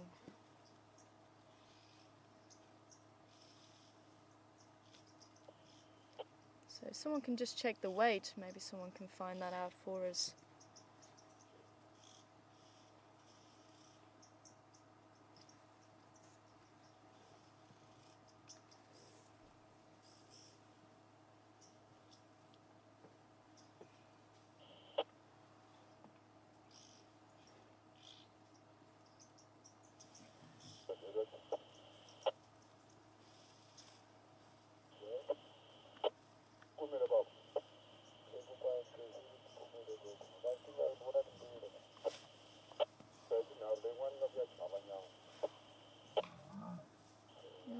You're getting a little bit restless now.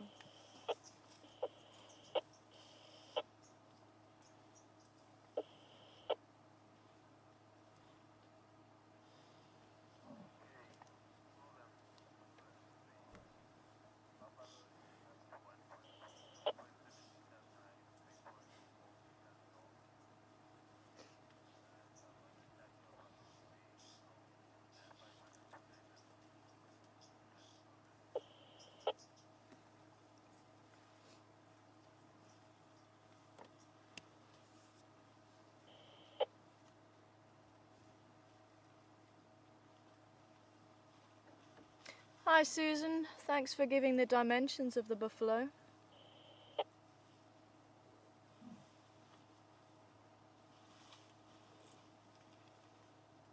And Siyabonga might have to tell the dimensions again, but we're looking for the weight of the horns themselves, just the horns.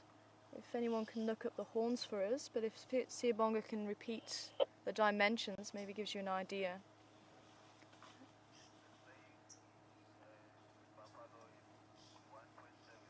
1.7 meters high and 3.4 meters long.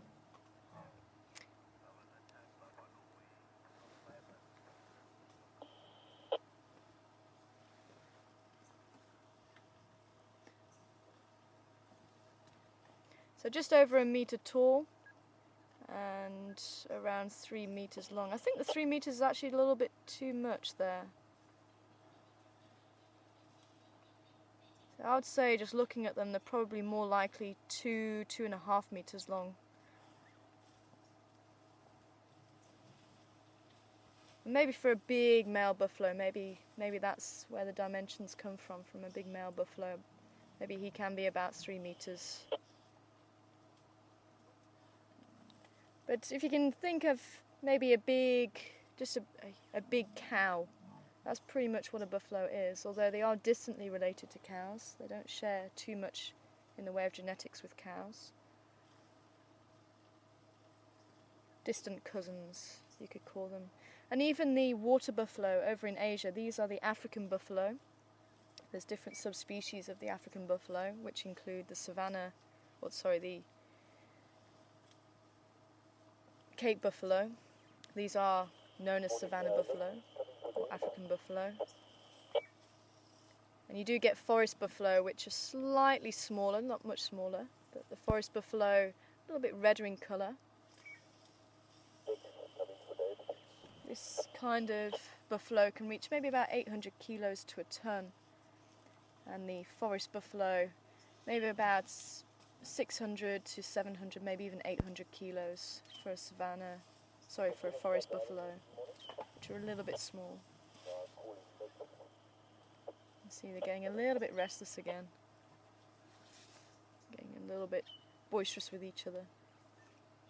But the water buffalo, which are found in Asia, are also distantly related to the African buffalo. They're actually in different genuses, but they are all bovids. So they still fall under the family, the same family, but fall under different genuses. That's the domestic cattle and the Asian buffalo and the African buffalo, all in different genuses. But the Asian, also a little bit smaller than the African buffalo. And the horns are not as, they don't seem as thick and as, they don't droop as much. They tend to be a lot straighter. And for me, a lot thinner than the African buffaloes, especially the males.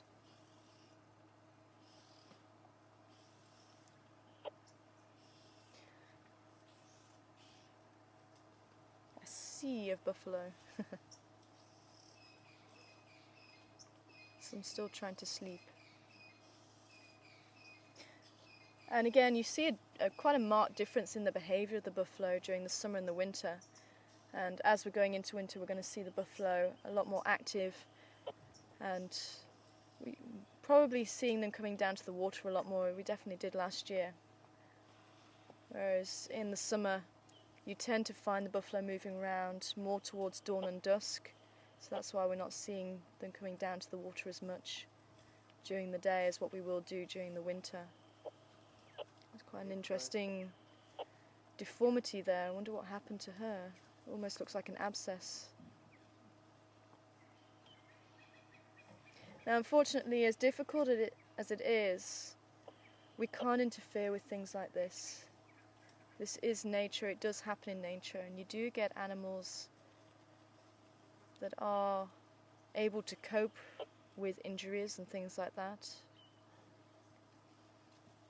And unfortunately, it is part of nature. As much as we would want to help, we do have to, unfortunately, stand back sometimes and just let nature take its course. And when you do get animals that are injured or who are lame or do have disease, they tend to fall prey to predators, leaving the healthy animals to continue on and to go and breed. So it's actually nature's way of keeping the strong. Oh, I wouldn't, yeah, it does look like there's a stick stuck in there.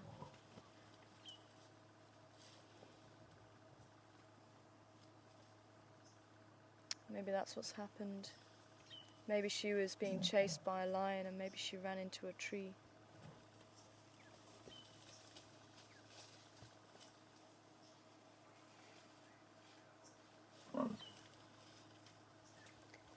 Ah, was that 70 or 17? 17 kilos from Penny. Thanks, Penny. The buffalo horns around 17 kilos.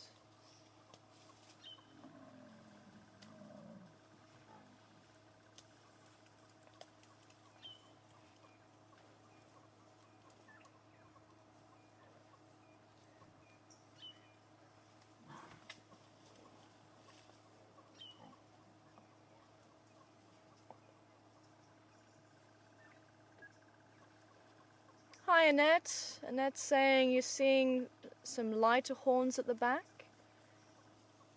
And are they older? And I'm not sure if I'm seeing the same as you are. I think I was seeing a little bit earlier. But I think there seems to be a difference in the colour, more to do with the ones that we're seeing in the foreground are actually in the shade, and the ones in the foreground are being highlighted by the sun, because there's not too much of a difference. The only difference that I have kind of noticed, and I think someone also highlighted it a little while ago, is they do seem to get a little bit darker with age, and I think that could be with the layers of keratin that are found on the horns. But then you do get some males, especially who have been thrashing around in the bushes, and they seem to be lighter because they've actually worn off the keratin from the horns, or worn off some of the layers. There's a big male in the background, and maybe that's partly to do with it. Can you see the male, or is he hidden behind a bush?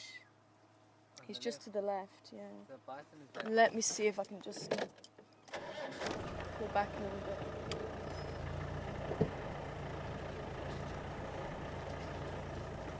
You see him there. Quite a big male. You can see there's a big difference, and there's actually another buffalo just to the right of him who's lost both parts of his horns, maybe through a fight or something. But you can see now that big male, that huge boss, very rounded, very wide, and even the horns very thick compared to those of the females we've just been seeing. You can see he's actually pushing pushing the buffalo out the way, being quite grumpy this morning. See, now again his horns do look a little bit lighter, and again I think that it is from where he's rubbed his horns and thrashed his horns on branches as a display of aggression. So maybe that's what you're seeing there, Annette. It's either one of those two anyway, I think. Powerful shoulders, yeah. Yeah, you can see those huge muscles of that male. And again, look at the male standing behind the female. He is quite an old male. Might even become a Duggar boy very soon. Unable to keep up with the herd, he may just break away and live out his retirement in peace. But for the time being, he looks like he can still throw his weight around. He still looks like he's quite a dominant male.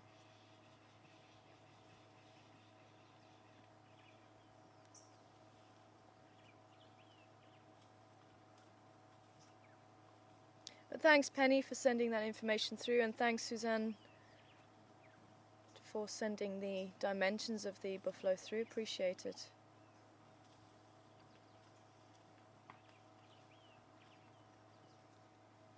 And what's interesting is you'll find different weights often quoted for the same animal, and maybe different measurements for the same animal in different books. So that's why it's always quite nice just to get a cross-reference. You see, for that big male at the back, I think he could possibly be about 3 meters in length from nose to tail. And maybe that's what it includes. And that's also one of the things with the measurements. Sometimes it can be a bit confusing because some people take it from nose to the tip of the tail, in which case a lot of these could be around 3 meters. But just going from the tip of the nose to the rump, I'd say about 2.5 meters for a lot of these cows, and maybe 3 for the males. So unless you get sort of where those measurements were taken from, and which, if it's male or female, and also a lot of these measurements are taken from, oh, I'm hearing trees breaking. But a lot of these measurements are taken from captive animals too, and especially the weights. The weights of these captive animals tends to be a lot heavier than those of animals out in the wild, because obviously in captivity there's no competition, so they'll have food every day, and they don't tend to get as much exercise, and they have a completely different lifestyle. So you can find that captive animals tend to be heavier than wild animals, and that's also where a lot of books will get their information from captive animals. So that's why it's always worth getting a cross-reference. Maybe we should go in search of those trees breaking. I heard it coming from south from where we are. As I say, I still want to have a look around the dam, because I would love to know what those baboons were shouting at. Let's leave these buffalo. And the question is, am I going to be able to get through there? I think I might be able to get down through there. I think it might be 6 of one, half a dozen the other, trying to get out of here.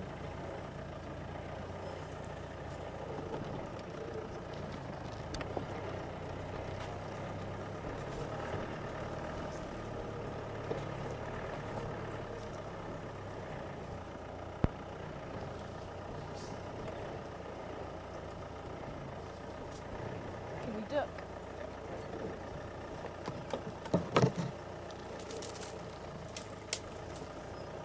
Ah, quite thick here. Let's see if we can squeeze through this next tree.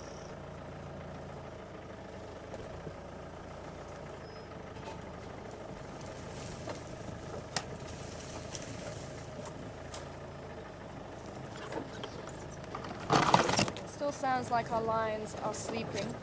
And there is a little bit of cloud cover, so I think they may still stay there for a little while. There we go.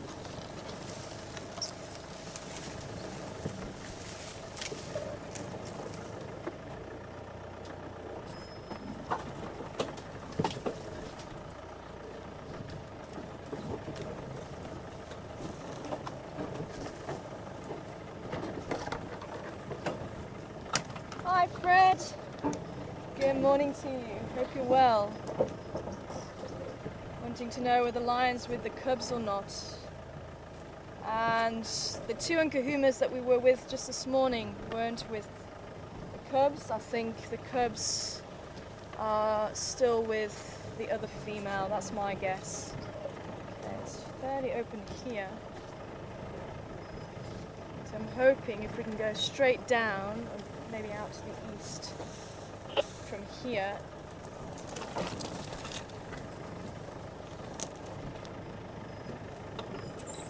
Stations leaving the Mapulashlambi of Inyari open lock just south of the Mviti Kaya.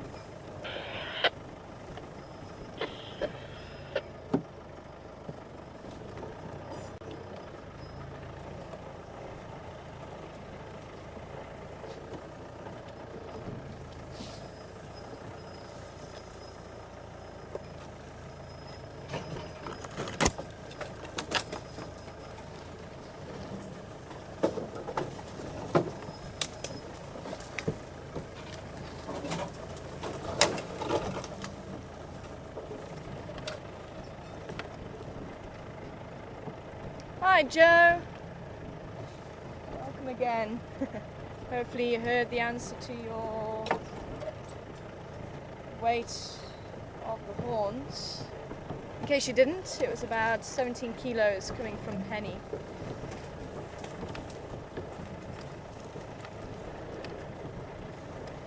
Wanting to know, do the buffalo herd the young to the centre when there is a threat? And you tend to find the young kind of stick close to the females, and what you will find is the females will tend to be more in the middle of the herd.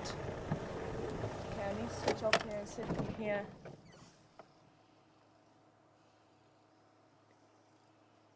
Could have sworn it was just south of where the buffalo were.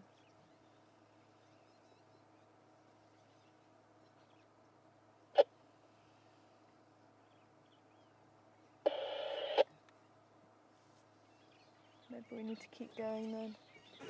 So I think we're pretty close to Treehouse Dam actually.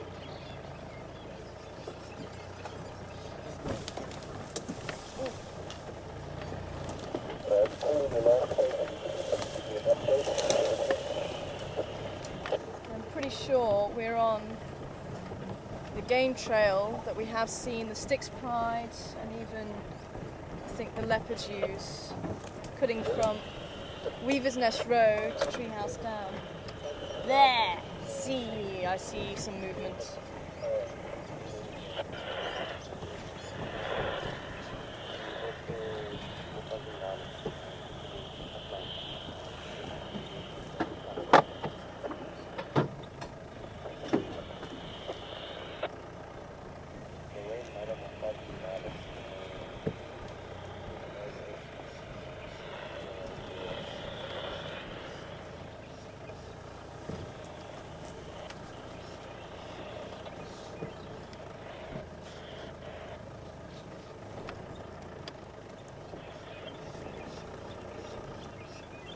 I don't think that was you causing all that noise that I heard. Stations, I've got some in Glove just south of where the Inyari are, south of, actually probably north of Treehouse Dam. I'm still in Lishlateen.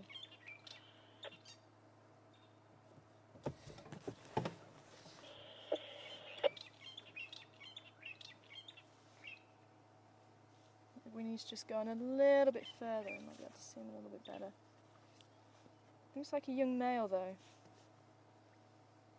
You're going to come out and see us.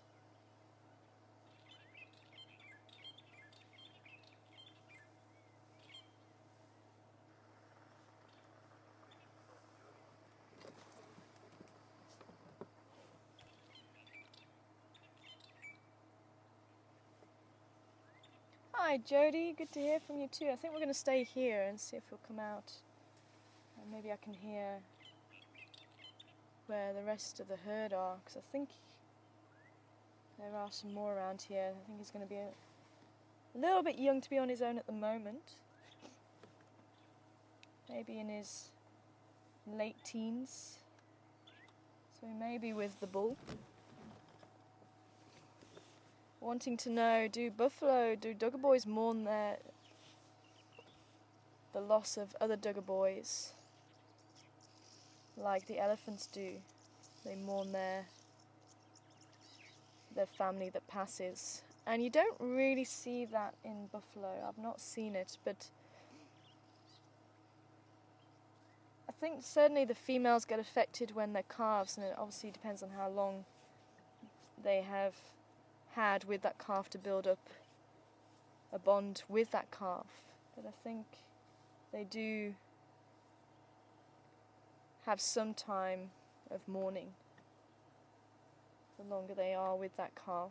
But the males, I can't honestly say. I've not seen it, but then again I've not really seen the male's reaction if one of them has been taken by a lion. But you don't really see them taking an interest in the bones like you do with the elephants. And that could possibly indicate that they don't really have that connection as much as the elephants do. But elephants are very much family orientated. Even though buffalo will live as families, they have the family units. He's going that way. Let's just move around a little bit more. I might be able to see him a little bit better.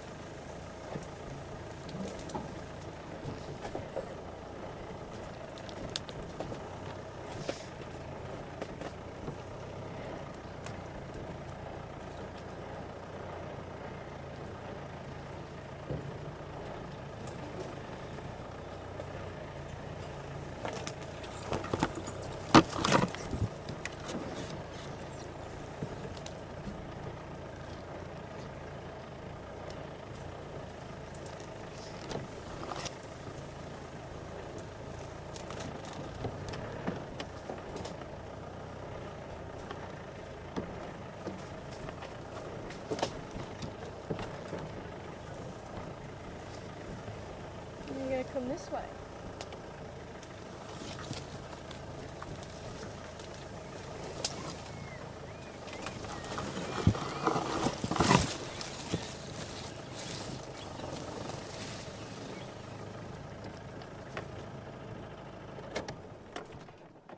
You see him through there, okay? Yeah. Just want to see if he's going to come out this side. Still not hearing any more at the moment.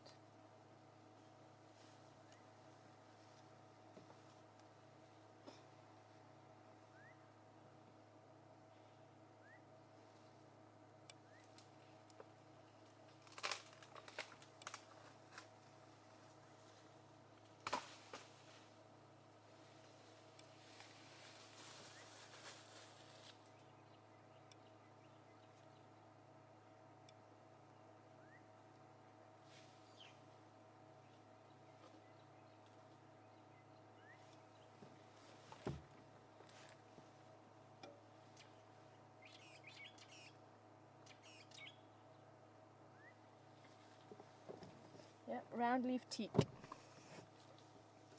And as the season wears on, we're definitely going to be seeing them eating a lot more round leaf teak.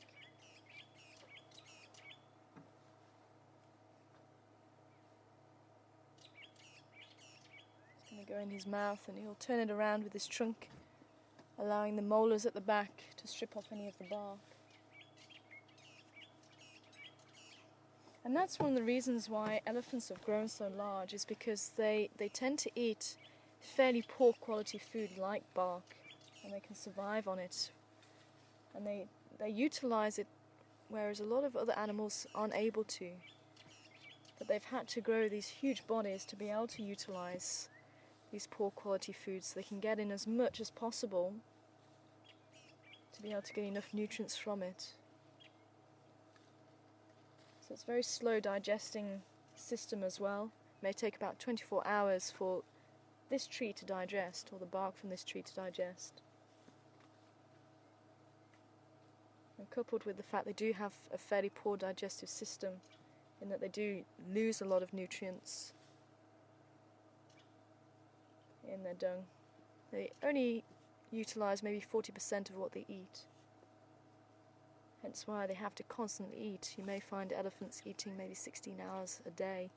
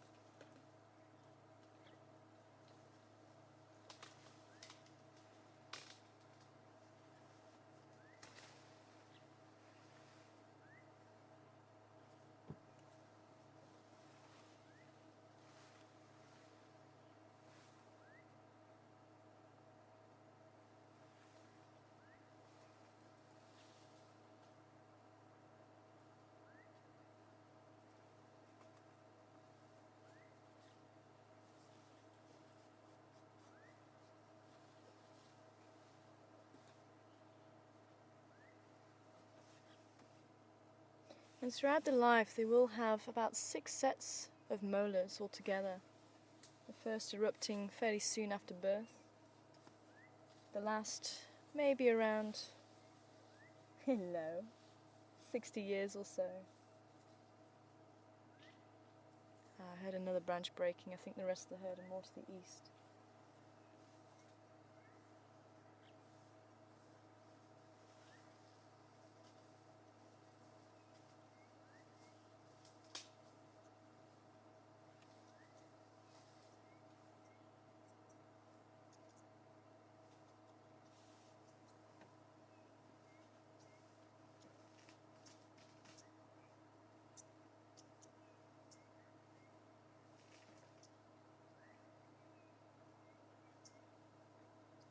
Try and get my mass right. It's usually around 40, 45, 50 the last set erupt, not 60. It has to last through until about 60, 70.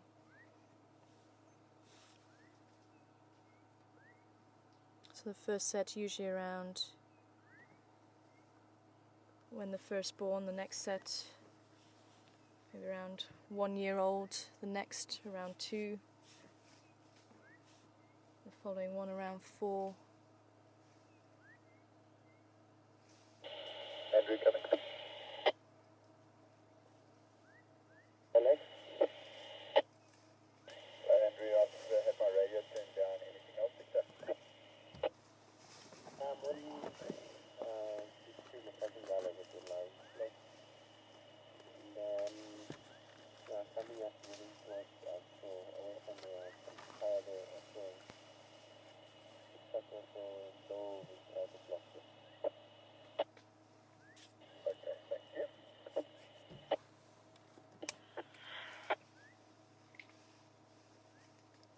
Yeah, it's affirmative. Just summoned Love, northwest of the junction with Weaver's Nest and Elephant's Skull, and Lex, I'm just actually south of where the Inyari were.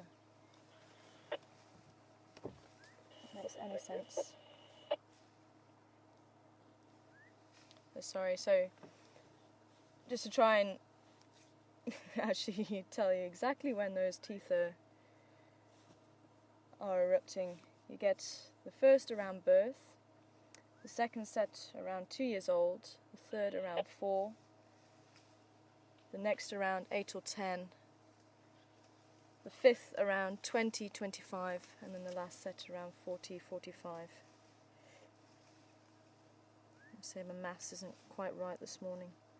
So that's when they tend to erupt around those ages. So it tends to be sort of doubling the age of the animal each time from when the last set would have erupted.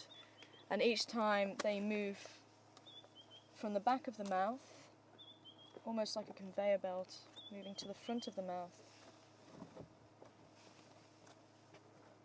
And once they are utilised and they get worn away, they will then just crumble and fall out of the mouth. And even 2 sets of tusks are found in elephants. You get the milk tusks, which again erupt around just after birth, but the milk tusks won't penetrate the skin. You won't see the milk tusks. So that's why it always looks like baby elephants don't have tusks. But depending on if they're male or female, those tusks will then erupt. If they're male, it's usually around 18 months, so about 1.5 years old. The females a little bit later, maybe about 27 months, their permanent tusks will erupt. And the female lions are still sleeping. It's actually quite a pleasant temperature.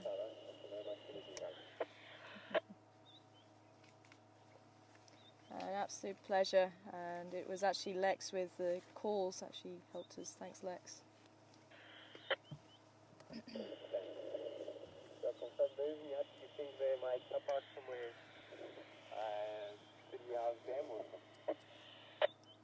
They were still lalapansying. If you go in on the Nkonzos, just opposite from where you come out from the Ngala, and you follow those Nkonzos in, you should be able to find them.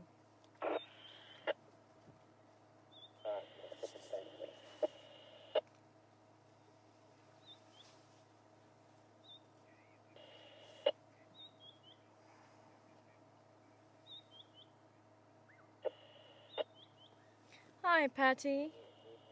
And good to hear from you this morning. Hope you're well as well. Wanting to know what the favourite food of an elephant is. And again, it does depend on the season. You see, it's going for an acacia now. And we'll find as we go into winter, as I say, they're going to be eating a lot of round leaf teaks, which is what this one is eating at the moment. Well, say at the moment, he was eating. Now he's going for some grass. But we will find them eating a lot more roots, so we'll be seeing them digging a lot more in the winter time. Whereas in the summer you tend to get the fruits, and obviously the marula fruits, which we've been seeing them eating a lot. That's one of the favourite foods of an elephant. I think they actually do have quite a sweet tooth. They seem to enjoy the sweet berries and fruits of trees. But now the marula fruits have all gone, so they're back to eating other things. And for the time being, the grass is still quite succulent, so you do tend to see them eating grass. Although again, during the winter time, you will see them eating the dead grass. It's like the hay.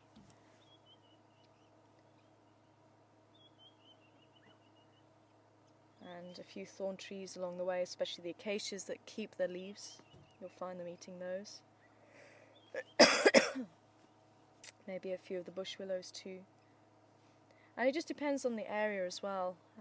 On my old reserve, we'd actually find the elephants eating trees that elephants here would only eat if there's nothing else around, and yet the elephants there would choose them over other species. Because you tend to get a difference in the bushveld, and this is quite a mixed bushveld, although you tend to find more broadleaf trees than acacias. We still have a mixture.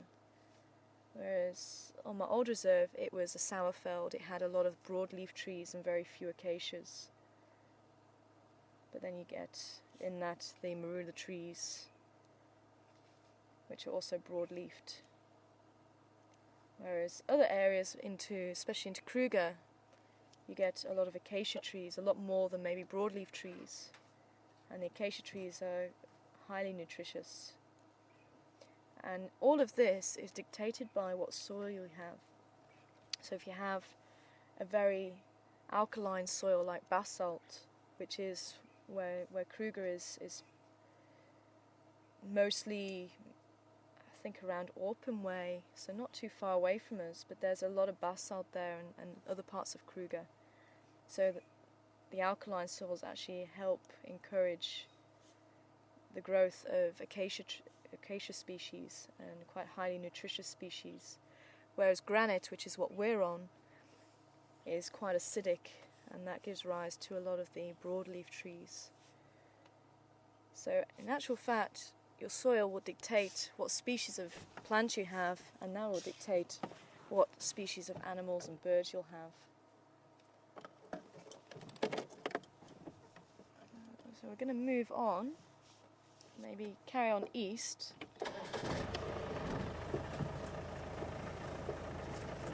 And see if we can pop out around Weaver's Nest, if we can.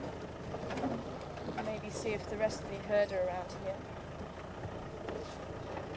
I don't think we're too far away.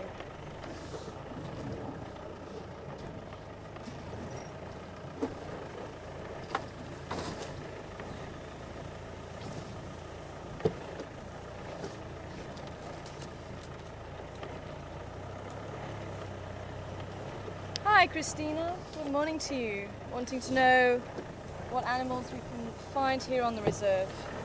We're actually doing quite well this morning. We've got 3 out of the 5 big 5 animals that are found here. The other 2 that are missing so far are the rhino and the leopard. So we do get all of the big 5. So we had the lion, the elephant and the rhino, and the buffalo this morning. There's some more elephants just up ahead of us. And we also have the magnificent 7, which is the big 5, plus the wild dog and the cheetah, although we don't see them as often. So you may be lucky, we may find cheetah, we may find wild dog.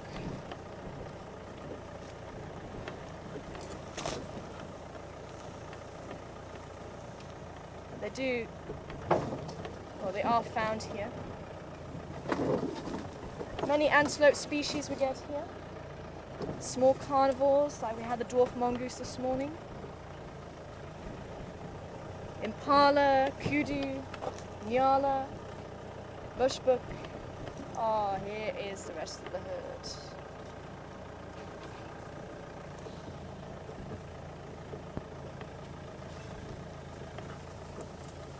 Oh, I'm on the wrong side of this opening. Okay, I'm going to try and go around here and hopefully it will open out a little bit more for us. Think small, Daniel. And also a few other carnivores, nocturnal animals. Obviously we saw the hyenas too. So the hyenas, spotted hyena, we sometimes get brown. Some of the small cats, African wildcats.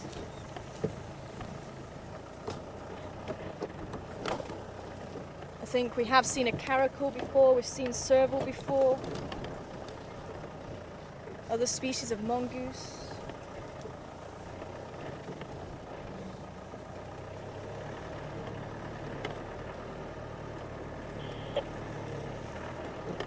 Baboons, vervid monkeys.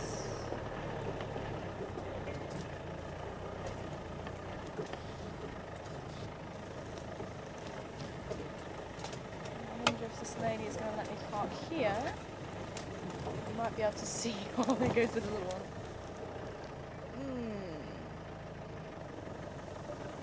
Can you see her through there? Because I'm hoping if she walks this way, we might be able to see her a little bit clearer. But if I try and get through the bush there, we might just be a little bit too close to her. She might not appreciate it. She's still quite hidden.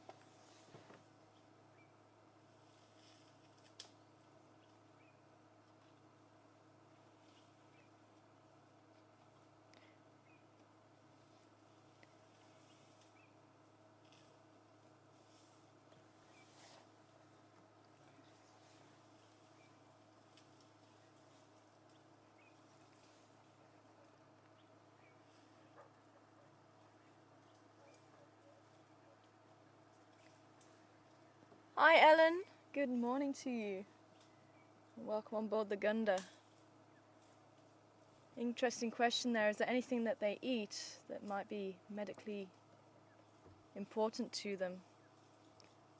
One of the ones that I do know about is the marula tree. You'll sometimes find them eating the bark of the marula tree, and the marula tree bark has antihistamine properties, and that may actually help them when they do eat the bark of the marula tree. And if ever you have a sting or a swelling, we as humans can take the bark of the marula tree and actually put it on the swelling, and it should help to ease that swelling.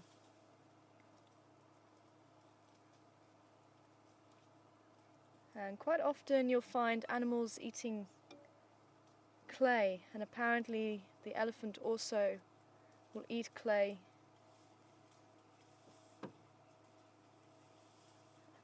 as almost like a medicine for them. Hey lady.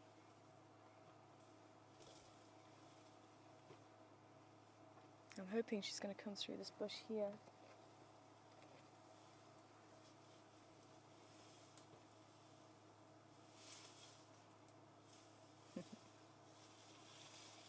Nice bit of bush willow this morning. It's like a red bush willow that she's eating now. And I wonder, maybe there's some viewers that know of any other plants that the elephants might utilize as medicines.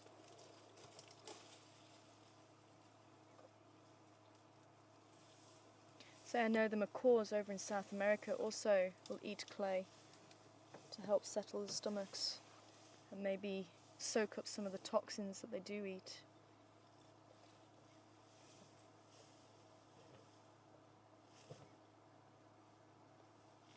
There we go. You might even be able to see the hairs on her chin. Also, a bit like the giraffe, those hairs are going to be highly sensitive, so she'll be able to feel when she puts her mouth into the tree, or whether she's got something dropping out of her mouth, she'll be able to feel it.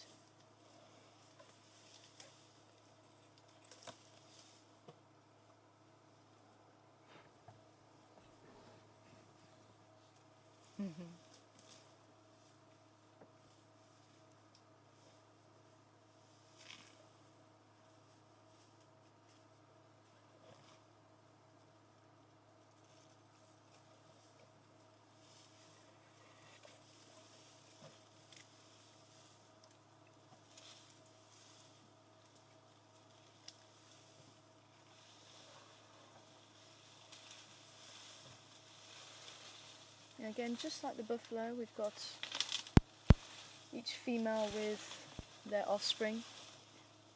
So the buffalo that we saw earlier, the females will have their calves, and maybe different age calves. The females will tend to stay with the natal groups, so they can be quite extended as well. You may get the aunties and the grandmas and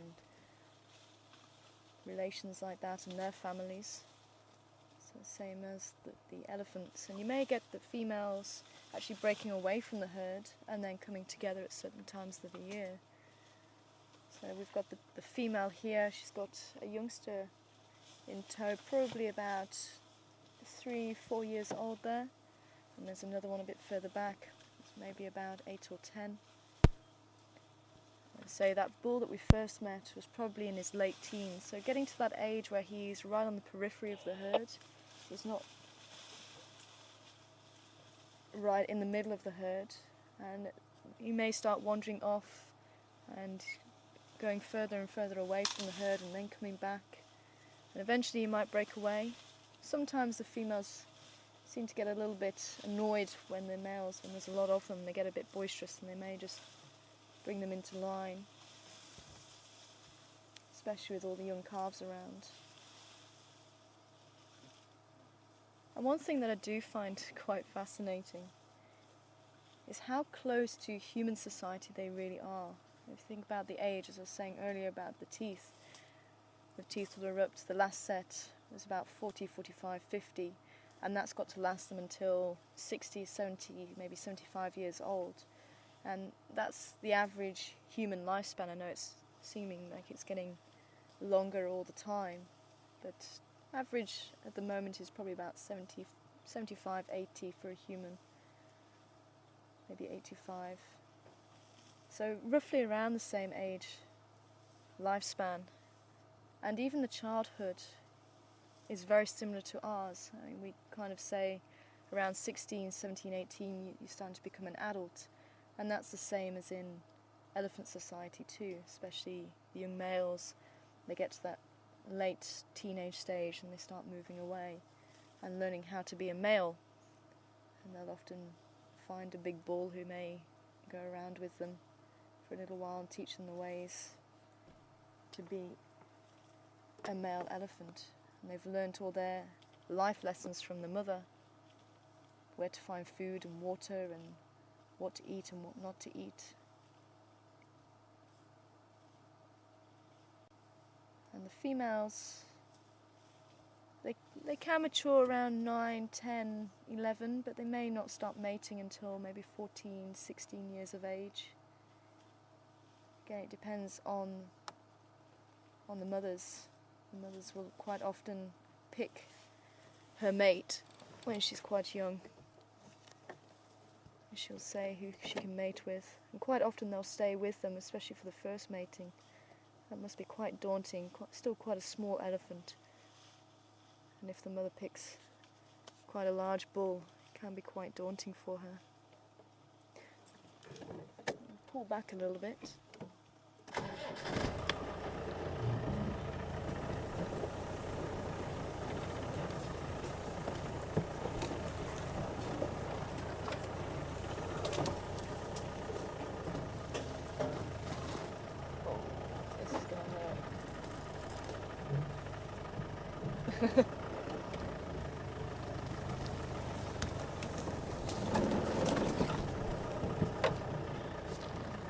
Oh, great to hear Bets is with us. Oh, I'm so glad you enjoyed the elephants, Bets. I hope you're well.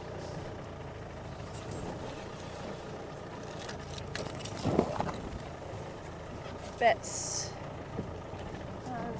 has a big love. Yeah, it's more than a love, a passion for elephants.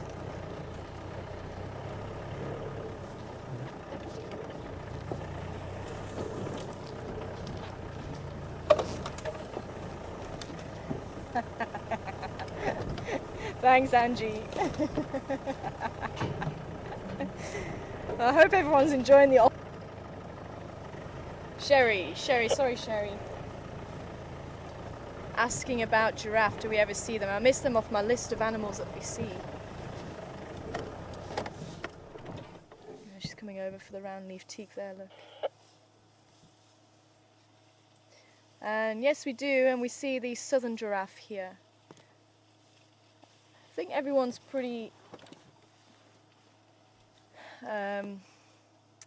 what's the word? I've lost my word now.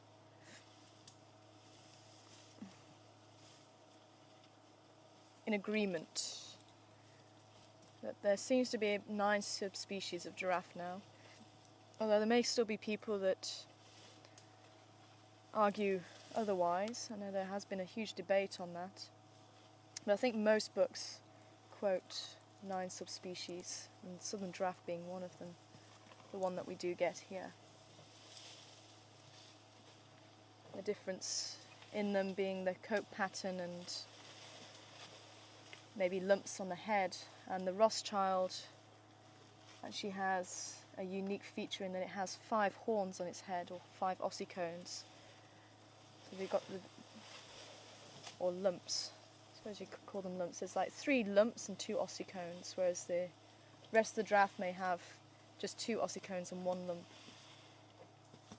So the Rothschild is different, found up in the eastern part of Africa.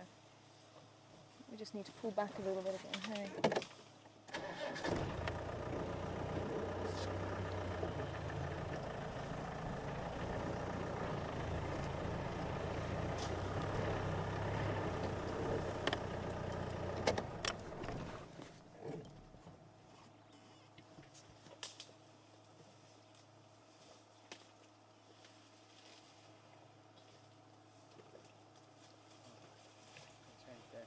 So we're going to change battery. We'll be back in a sec.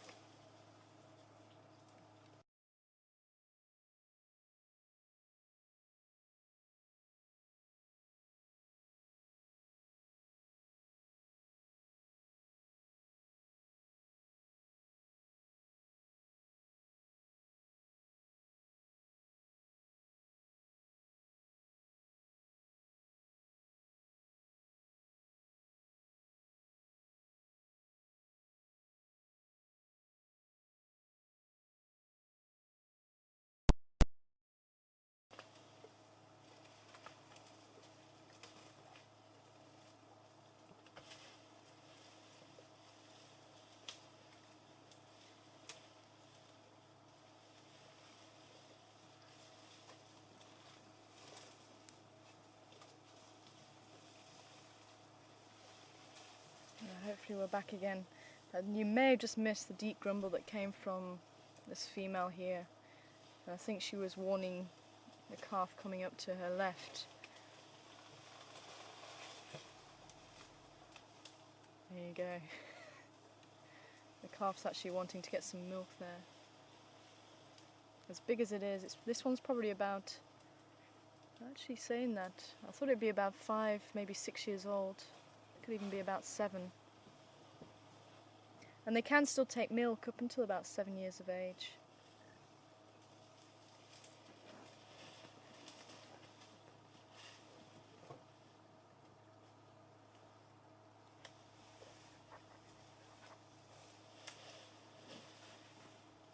Yeah, if the calf's not careful, it's going to get a bit of a reprimand, I think.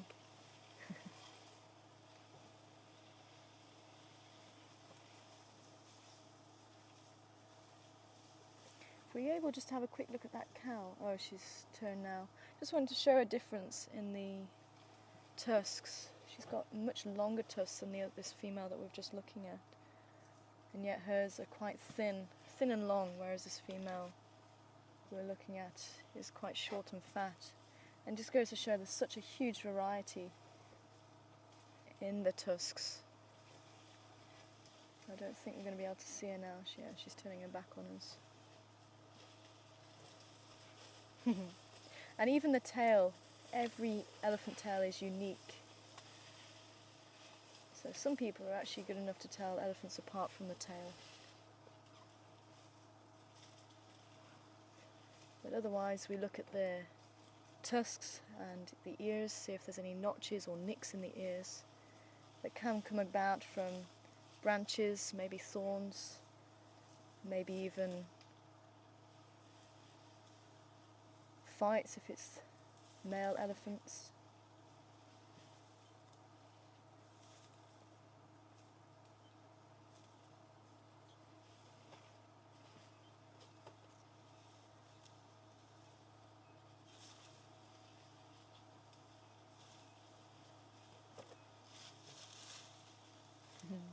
Another round leaf teat being attacked there.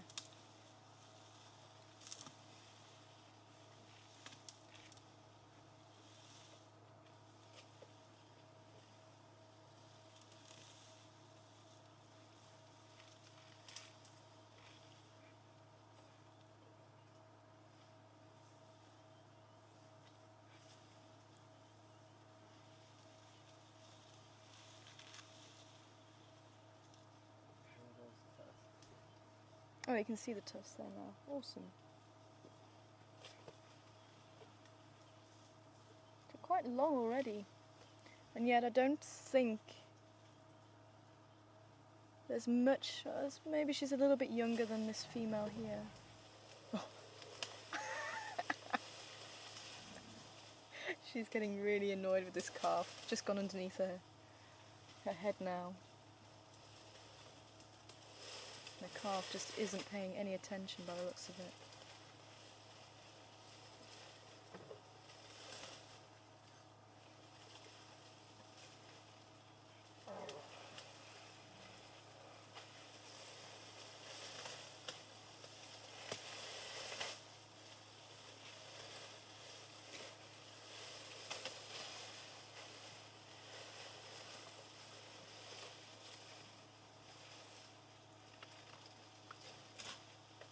she's gone for some bush willow this time.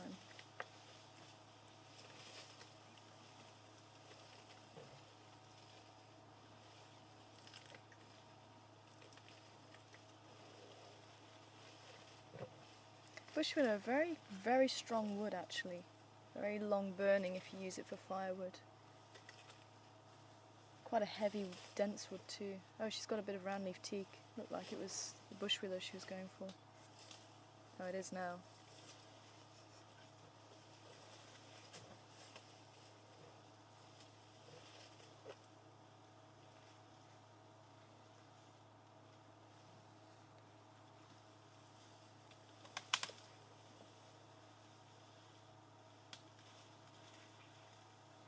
Well, shall we see if we can catch up with the baboons just before we end the drive? I'm still eager to have a look around and see if there's any sign of what the baboons were shouting at this morning as they start moving off into the bush behind us. That's if we find a way out of here.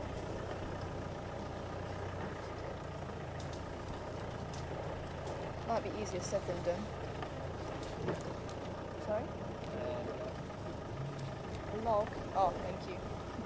Yeah, we definitely don't want another flat tyre.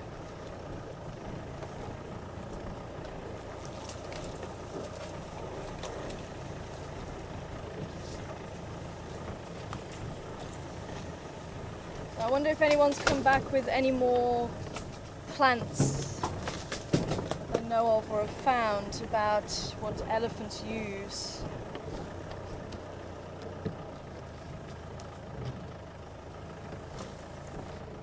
As medicine.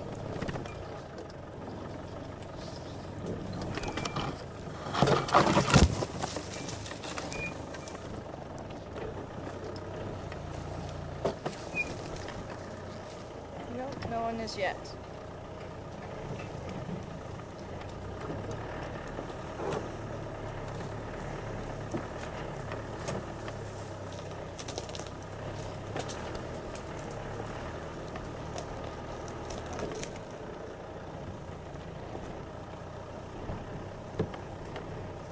Hi, Sherry.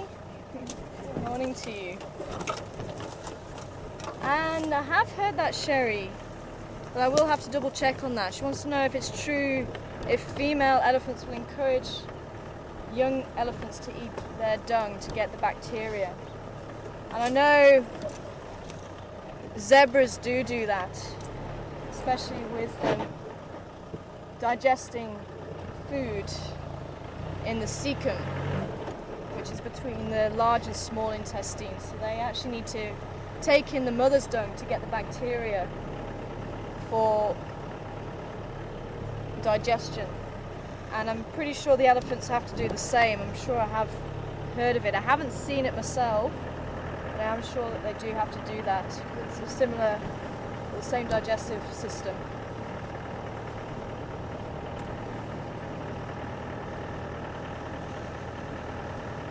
And it's actually utilised by other animals too. You do get hornbills sifting through it. You may find other animals, especially during the winter time where there's not as much food available, you may find them searching through elephant dung.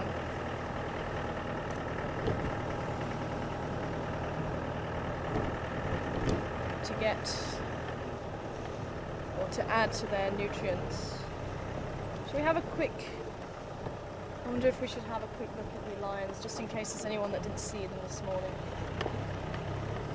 Although I do still want to head up that way too. I want to split myself in two again. But let's go and have a quick look, just in case, because I know there's a big time difference at the moment. But hopefully, I think Mark's out on drive this afternoon. Hopefully we'll be able to catch up with them.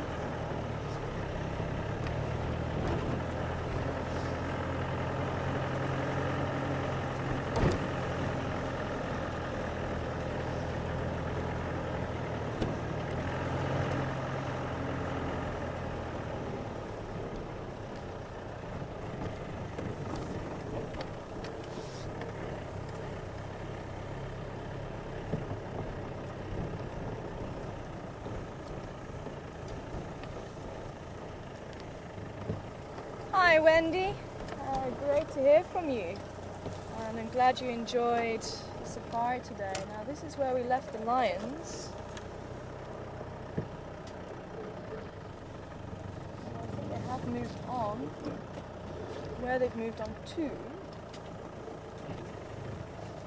The last update was that they were still sleeping. Oh, there they are. They're just in the bush, just next to us actually. Sorry, ladies.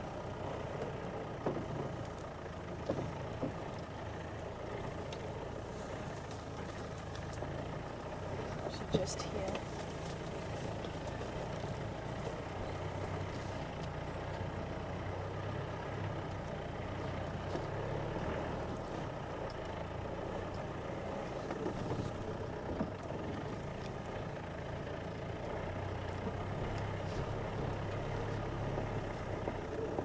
Down there. I'm going to see if I can come in from the other side then.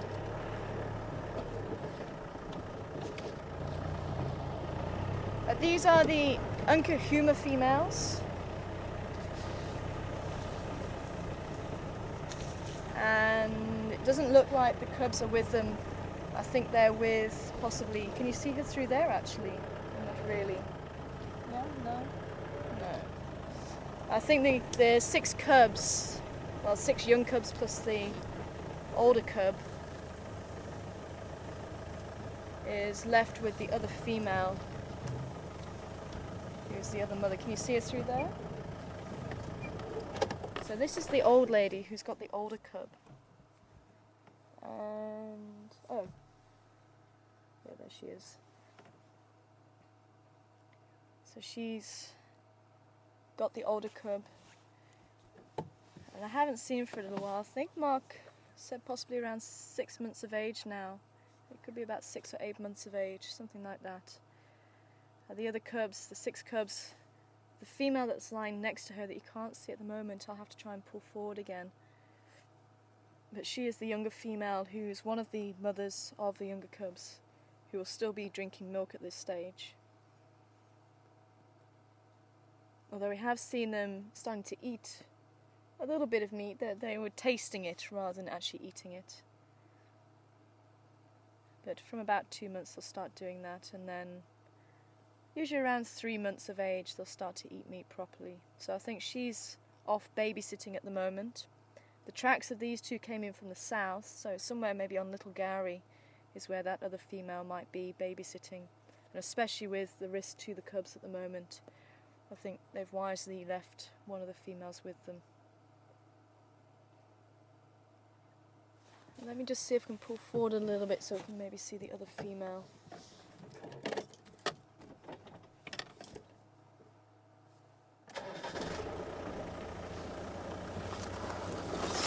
Through here.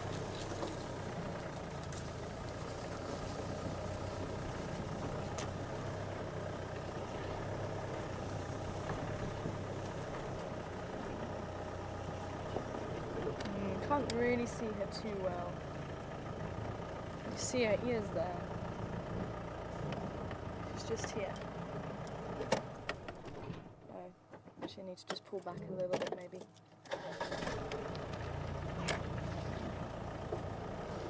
There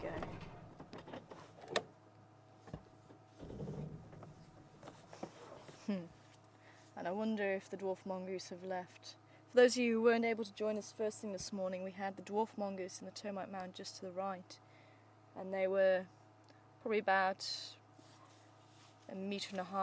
Actually, looking from this angle now, they're a little bit further away from the 2 lions to begin with. They're probably about 3, maybe 4 meters away. It's amazing how, once you change the angle of view, how far things can be. But they were sitting on the termite mound and watching the lions, and they didn't give an alarm call at all. They were just sitting there and watching the lions, watching them. But the lions weren't really that interested in them. They were just sort of looking at them, but not really looking at them to eat them. It was quite interesting. But hopefully these ladies are going to stick around. I don't think they were successful. We did have quite a strong smell of a carcass, and that was what made me think that they were around here to begin with. But it doesn't look like they have got a carcass. After seeing them, when we were able to actually see them out in the open a little bit, their bellies didn't look full and they weren't panting as what they would be if they had a full belly. So very, very deep breathing. So I don't think they were successful last night, but we did have hyenas on their tail, and that was actually, I could hear the hyenas, Lex could actually hear the roar of these two females, I think. And it was funny because where we both were, it sounded slightly different places, so it was a little bit confusing to begin with. And then we managed to catch up with two young hyena cubs who had got the scent but weren't too sure where the rest of the clan were. And it was only when one of the females gave a low growl could we actually find where they were, because they're actually just sitting behind the bush, not visible from the road. So we were able to find them because of those young hyena, and as soon as that growl came, the hyena came in, and that's when we found the rest of the clan here. And she was growling at the clan, who obviously thought there may have been something with them, and they were trying to pester them, I think, to pull them away, and the females just weren't taking them on. But the older female was growling at them, and she was flicking her tail, and she actually looked at one stage she may charge them, but the hyena's keeping a far enough distance away so that it was just a warning to them rather than following through.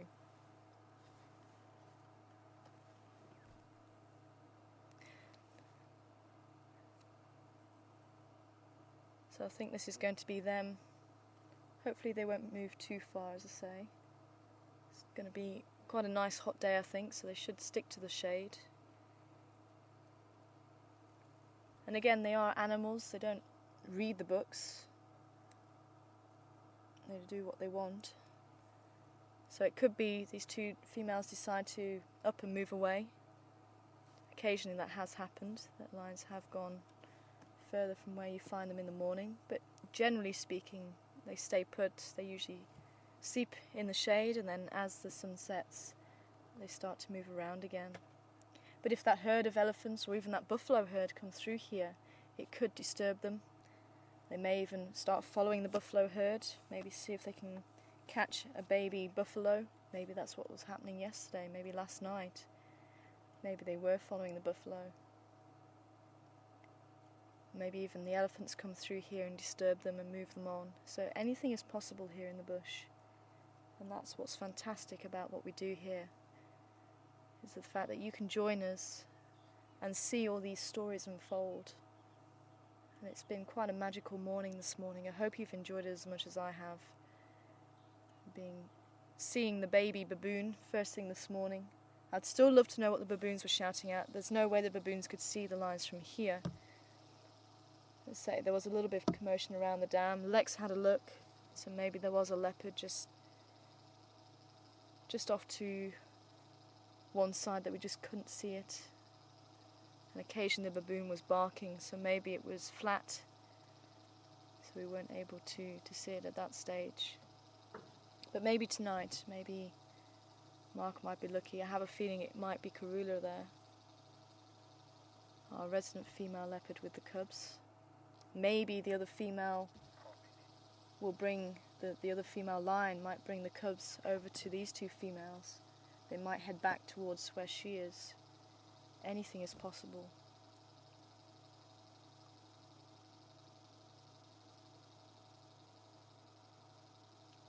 Well, let's leave these ladies to it, and you never know, we might bump into something further up the road.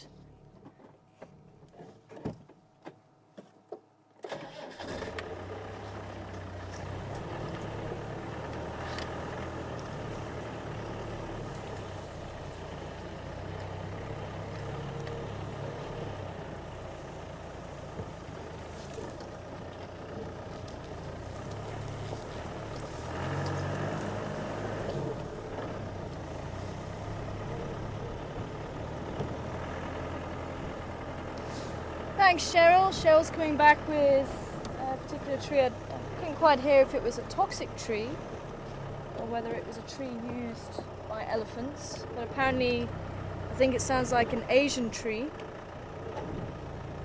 so it'll probably be for Asian elephants.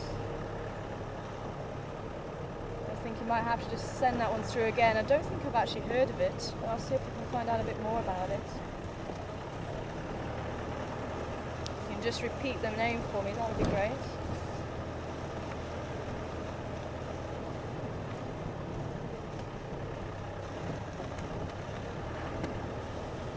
Centella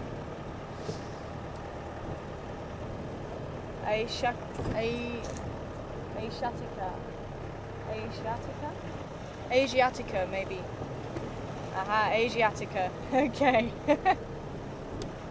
So I think it sounds like Cytella Asiatica. Well, thanks, Cheryl. I'll see if I can have a look about what that plant is. I haven't heard that genus before. I'll see what that plant's about and see how the elephants use it.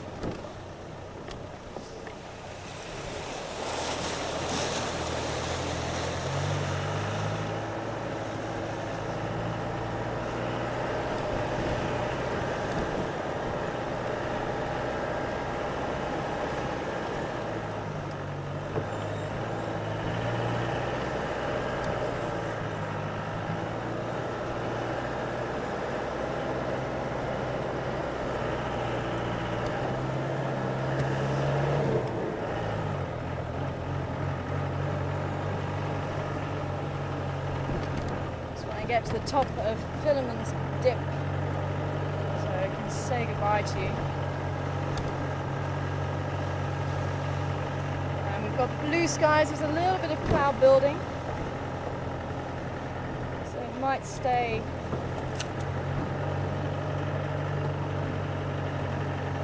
until a bit later. It might make the temperature quite pleasant.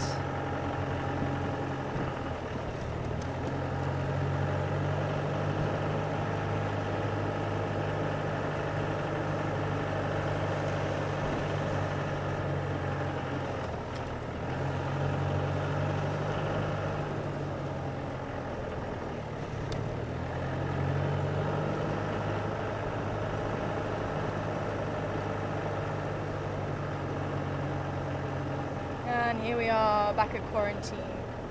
I was hoping there'll be a herd of impala to welcome us. No such luck. Oh, there is one male impala there. But thank you very much for joining us this morning. It's been a wonderful morning. Lots of different animals. And throughout the Big Five, maybe Mark can find a leopard and a rhino for you this afternoon and make it a Big 5 day. Keep your fingers crossed, it would be brilliant. But certainly a lot of excitement this morning. Thank you very much for joining us. Thank you for all your questions. It really is appreciated. And thank you, Daniel, for all your camera work. Siabonga back in front of control.